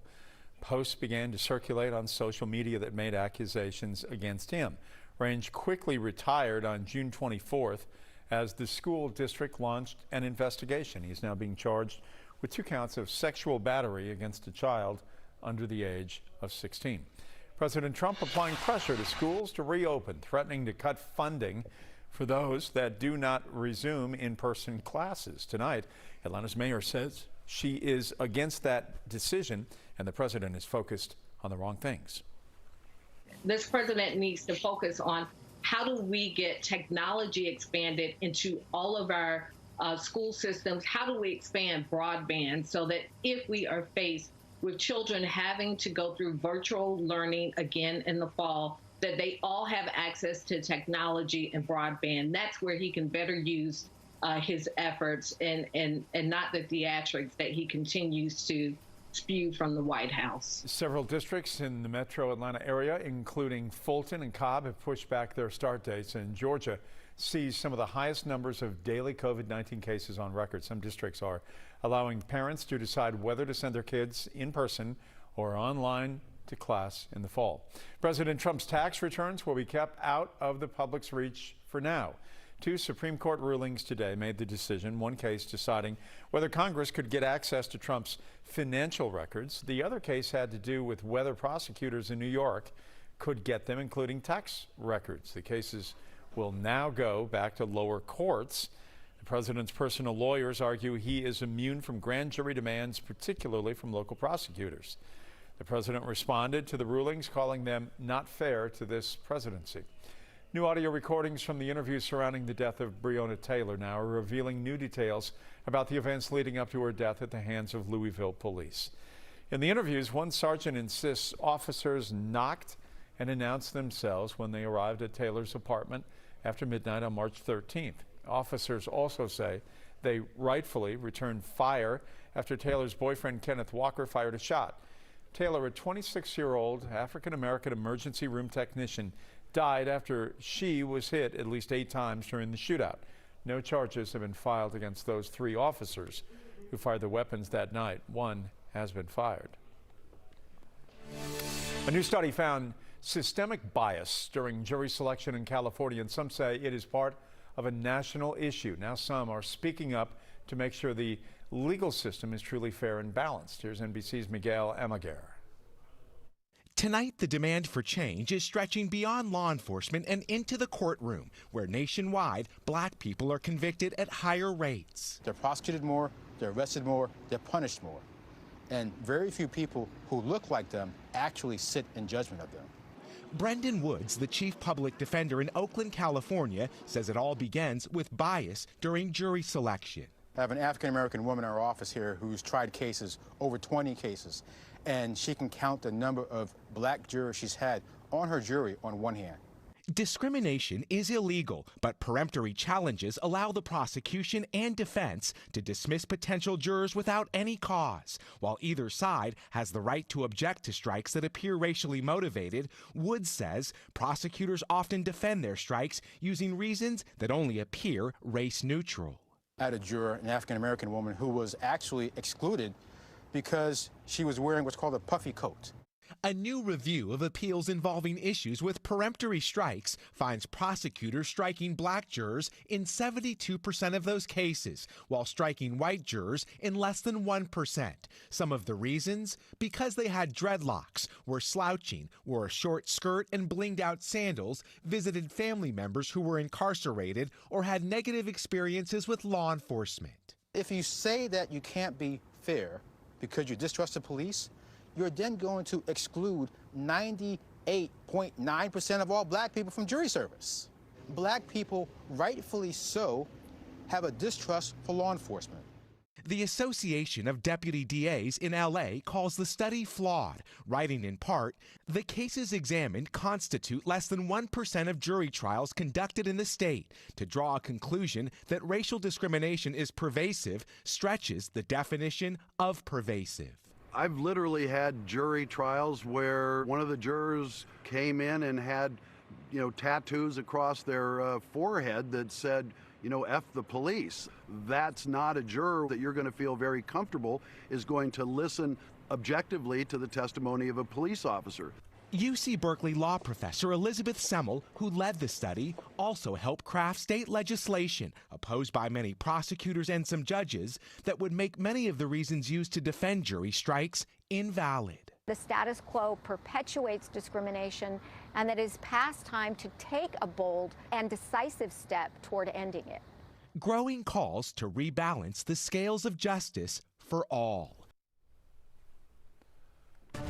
Preparations are underway for primary runoffs in Fulton County. Election officials are hoping to avoid some of the mistakes they experienced last time around, just last month. Precincts stayed open late to accommodate long lines. Some poll workers didn't seem to know how to use the new machines. And when it comes to the August 11th runoff election, officials say they won't be fooled again.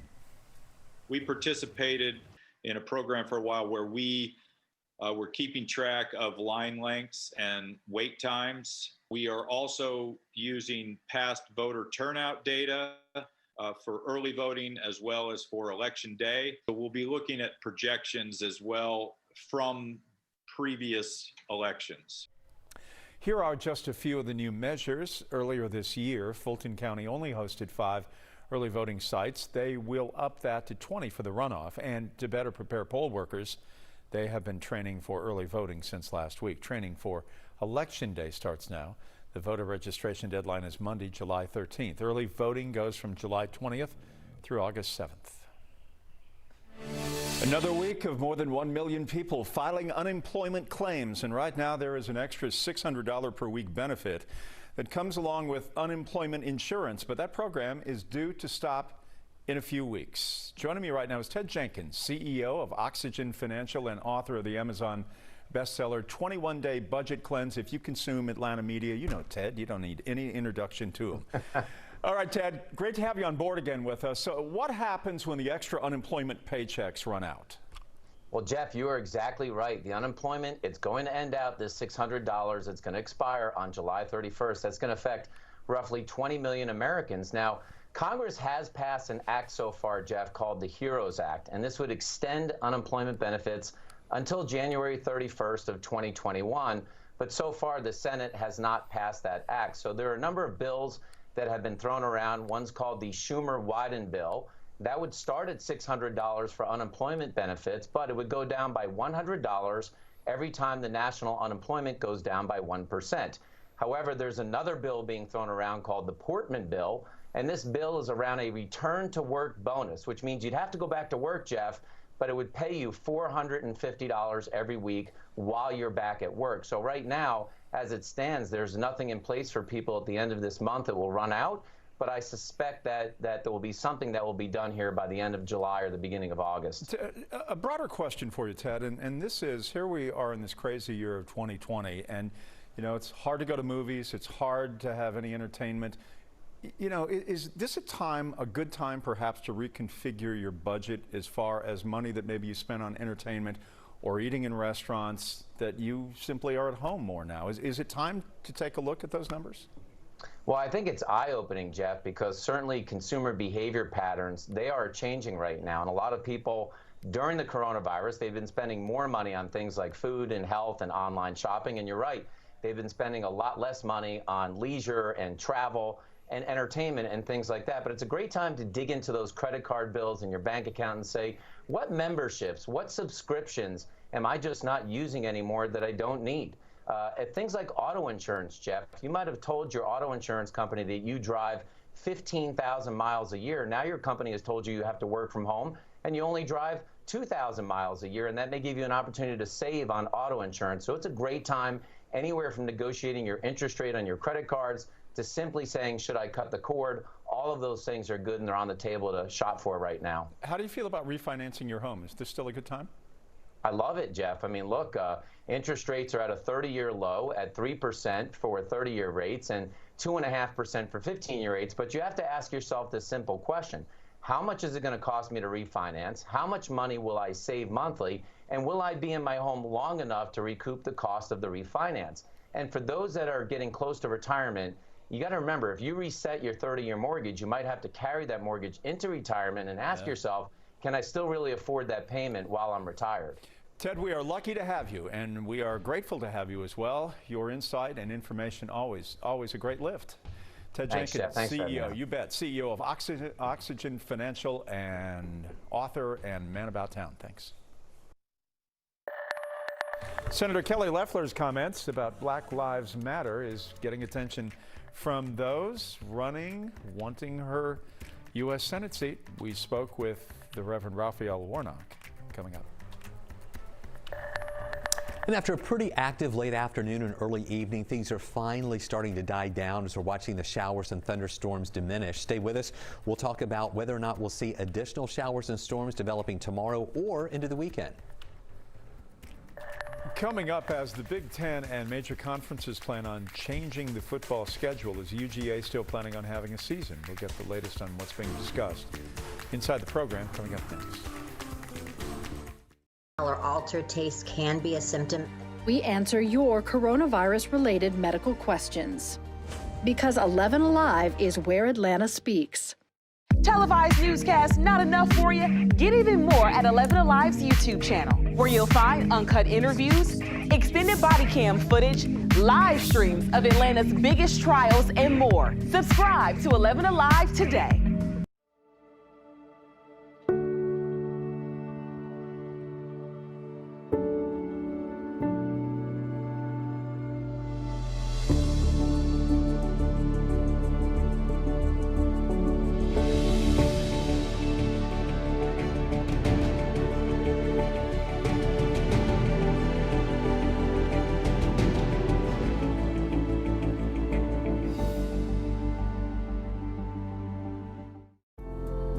In times of great uncertainty, some things become more clear.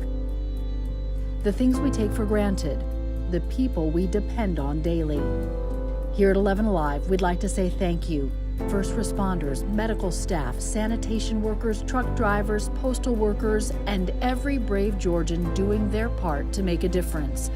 We see you, we hear you, and we appreciate all that you do. Let's start with a viral message going around. Quote, vast majority of people who died had ibuprofen Advil in their system. This message is fake.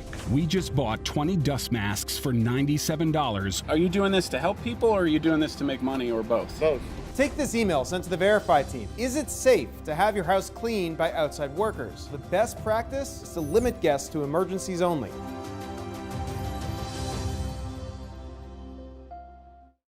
We know things are changing every day, but we're here with you. Continuous COVID-19 coverage during primetime. We're committed to giving you facts, not fear. On 11Alive News Primetime, weeknights from 8 to 11 on WATF. There are everyday actions to help prevent the spread of respiratory diseases. Wash your hands. Avoid close contact with people who are sick. Avoid touching your eyes, nose, and mouth. Stay home when you are sick. Cover your cough or sneeze. Clean and disinfect frequently touched objects with household cleaning spray. For more information, visit cdc.gov/COVID-19. This message brought to you by the National Association of Broadcasters and this station.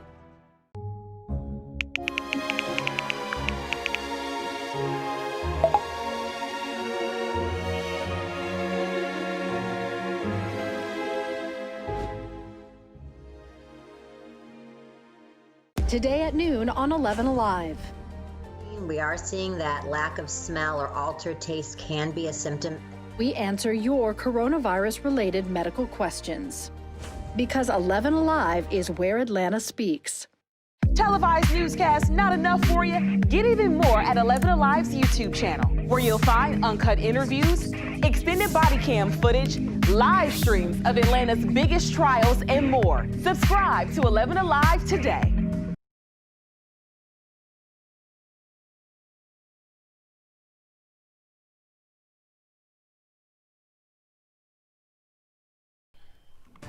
Senator Kelly Loeffler's comments about taking the Black Lives Matter movement out of sports has become a topic in the race for the U.S. Senate seat here in our state. 11Alive's Ron Jones spoke to the Reverend Raphael Warnock about her stance. And I want to speak for all Americans who feel like they don't have a voice, who feel like they're going to be canceled. The folks at the WNBA are all trying to find themselves on the right side of history. She's finding herself on the wrong side of history.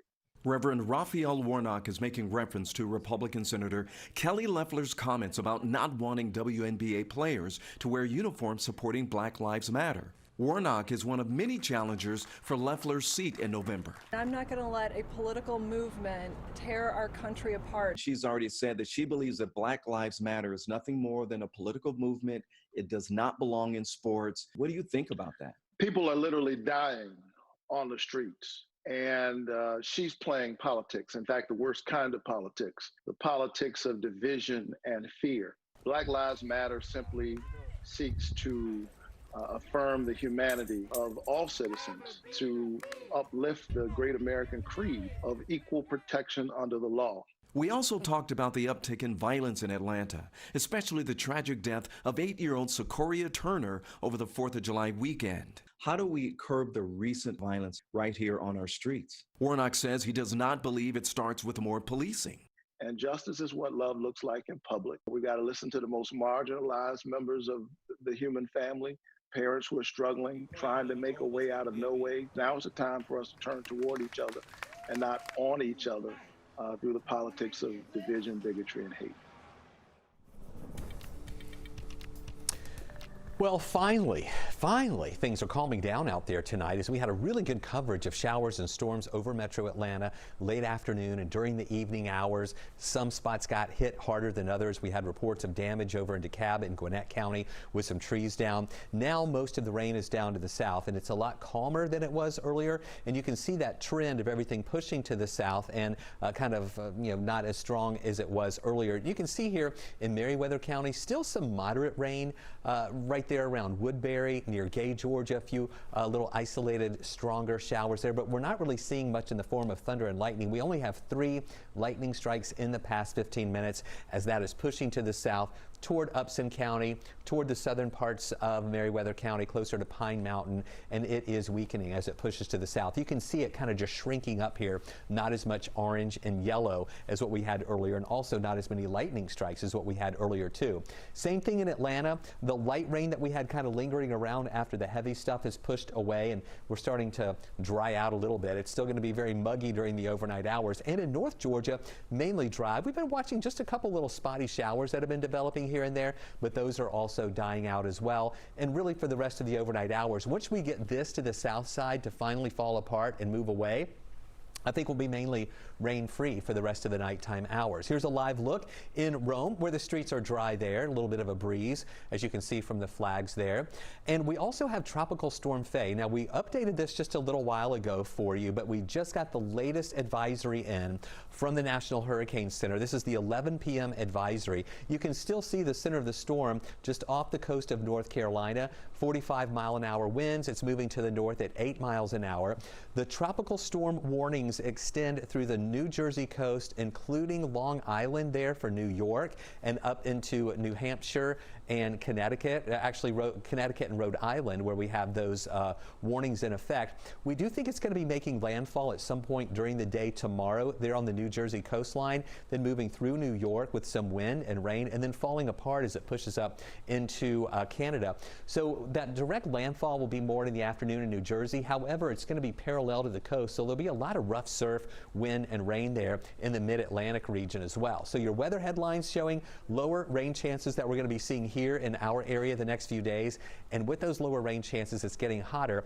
And then Faye, even though it's going to be impacting the mid-Atlantic and the New England area, it's moving away from us, so we're not really going to have any impacts from this system as it goes on through. High today was 89, right where we should be for this time of year, and it's going to be an even hotter day out there tomorrow with high temperatures that'll be getting up into the lower 90s. Mild start in the morning, muggy out there, maybe even a little bit of fog around in some spots.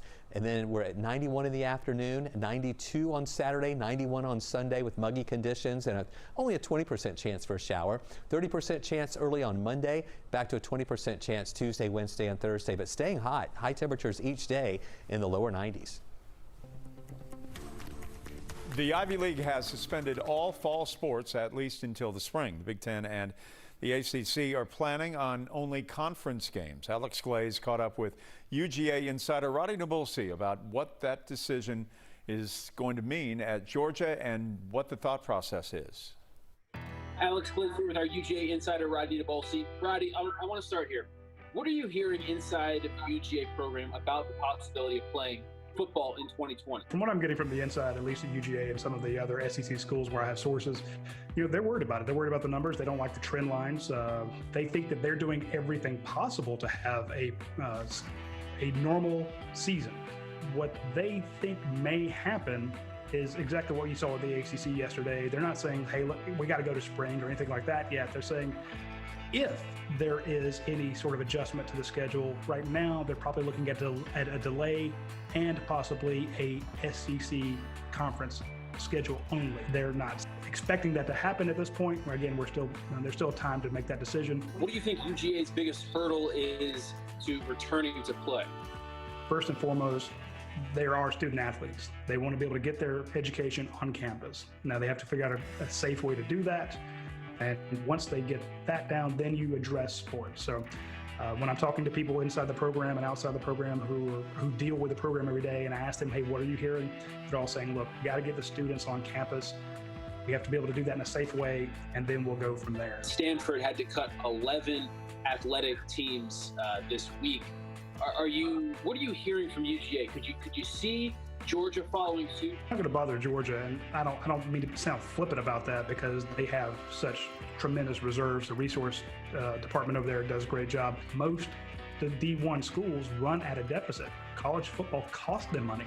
Even with all the great TV contracts that are out there, having football and other sports is a loss to the school. Voluntary high school workouts are still going on, and we are rapidly approaching the football season. Alex Glaze is a busy man today, and he tells us how the Georgia High School Association is planning on having high school sports while a lot of the sports world is struggling just to stay afloat. Last month, the Georgia High School Association allowed schools to begin voluntary conditioning workouts. I see it going very well. We wish we were further down the road, although we're still on schedule. High school football practices in Georgia are scheduled to begin on July 27th.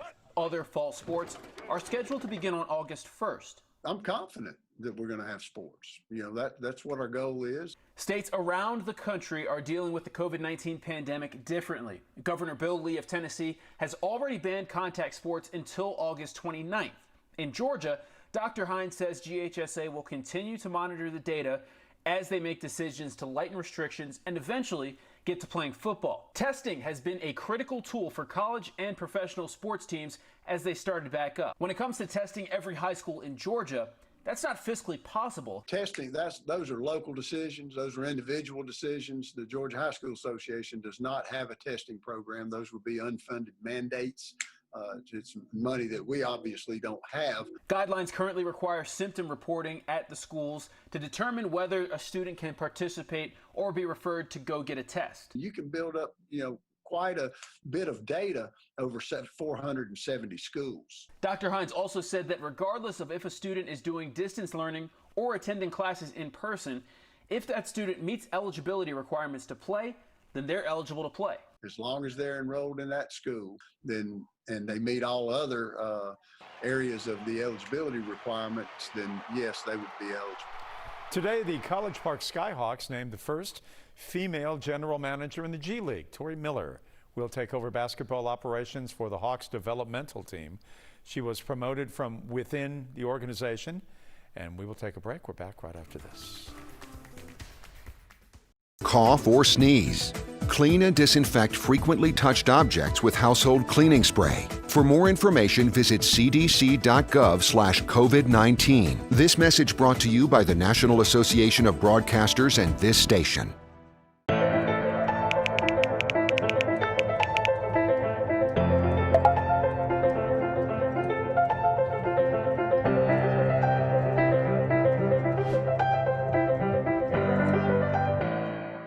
Today at noon on 11Alive. We are seeing that lack of smell or altered taste can be a symptom. We answer your coronavirus-related medical questions. Because 11Alive is where Atlanta speaks. Televised newscasts not enough for you? Get even more at 11Alive's YouTube channel, where you'll find uncut interviews, extended body cam footage, live streams of Atlanta's biggest trials, and more. Subscribe to 11Alive today.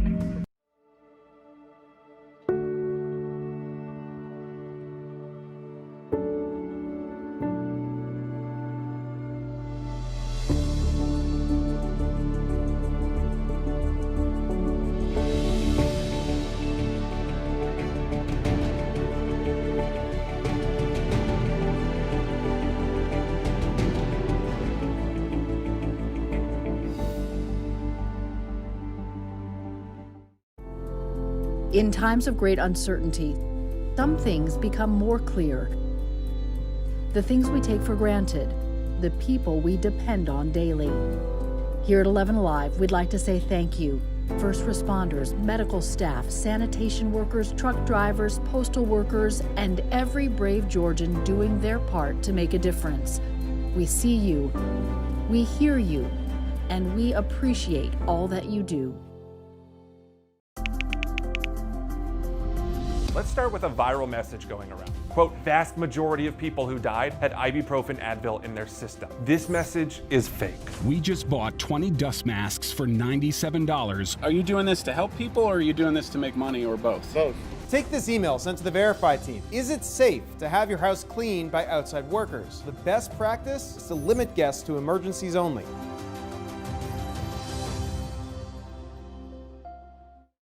We know things are changing every day, but we're here with you. Continuous COVID-19 coverage during primetime. We're committed to giving you facts, not fear. On 11Alive News Primetime, weeknights from 8 to 11 on WATF. There are everyday actions to help prevent the spread of respiratory diseases. Wash your hands. Avoid close contact with people who are sick. Avoid touching your eyes, nose, and mouth. Stay home when you are sick. Cover your cough or sneeze. Clean and disinfect frequently touched objects with household cleaning. We are watching those showers diminish tonight, and tomorrow just a few isolated showers popping up in the afternoon, about a 30% chance for those showers around during the afternoon and early evening hours, highs near 91. Rain chances even lower Saturday and Sunday with a high in the lower 90s. Monday back to a 30% chance for a shower, then a 20% chance again Tuesday, Wednesday, and Thursday. Still really hot though. Each afternoon, high temperatures are going to be in the lower 90s, but with the humidity around, the heat index levels will make it feel like it's more like the mid and upper 90s. There'll even be some heat index readings in the triple digits as we head into next week.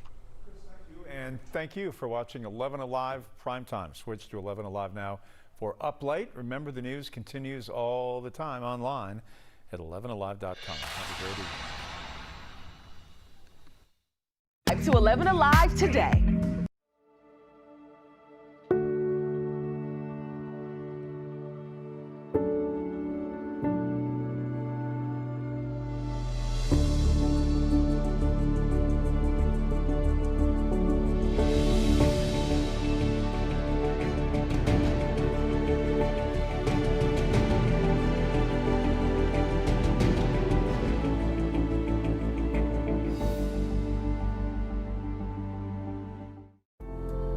In times of great uncertainty, some things become more clear. The things we take for granted, the people we depend on daily. Here at 11Alive, we'd like to say thank you. First responders, medical staff, sanitation workers, truck drivers, postal workers, and every brave Georgian doing their part to make a difference. We see you, we hear you, and we appreciate all that you do. Let's start with a viral message going around. Quote, vast majority of people who died had ibuprofen Advil in their system. This message is fake. We just bought 20 dust masks for $97. Are you doing this to help people or are you doing this to make money or both? Both. Take this email sent to the Verify team. Is it safe to have your house cleaned by outside workers? The best practice is to limit guests to emergencies only.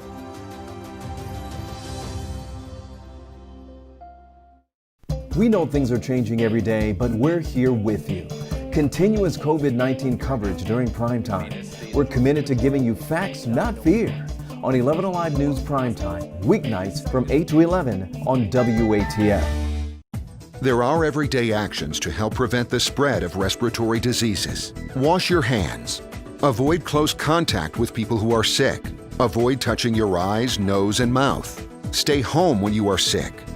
Cover your cough or sneeze. Clean and disinfect frequently touched objects with household cleaning spray. For more information, visit cdc.gov/COVID-19. This message brought to you by the National Association of Broadcasters and this station.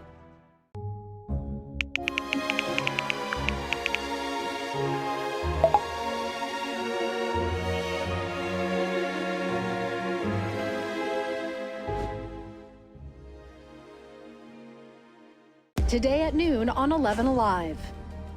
We are seeing that lack of smell or altered taste can be a symptom. We answer your coronavirus-related medical questions. Because 11Alive is where Atlanta speaks. Televised newscasts not enough for you? Get even more at 11Alive's YouTube channel, where you'll find uncut interviews, extended body cam footage, live streams of Atlanta's biggest trials, and more. Subscribe to 11Alive today.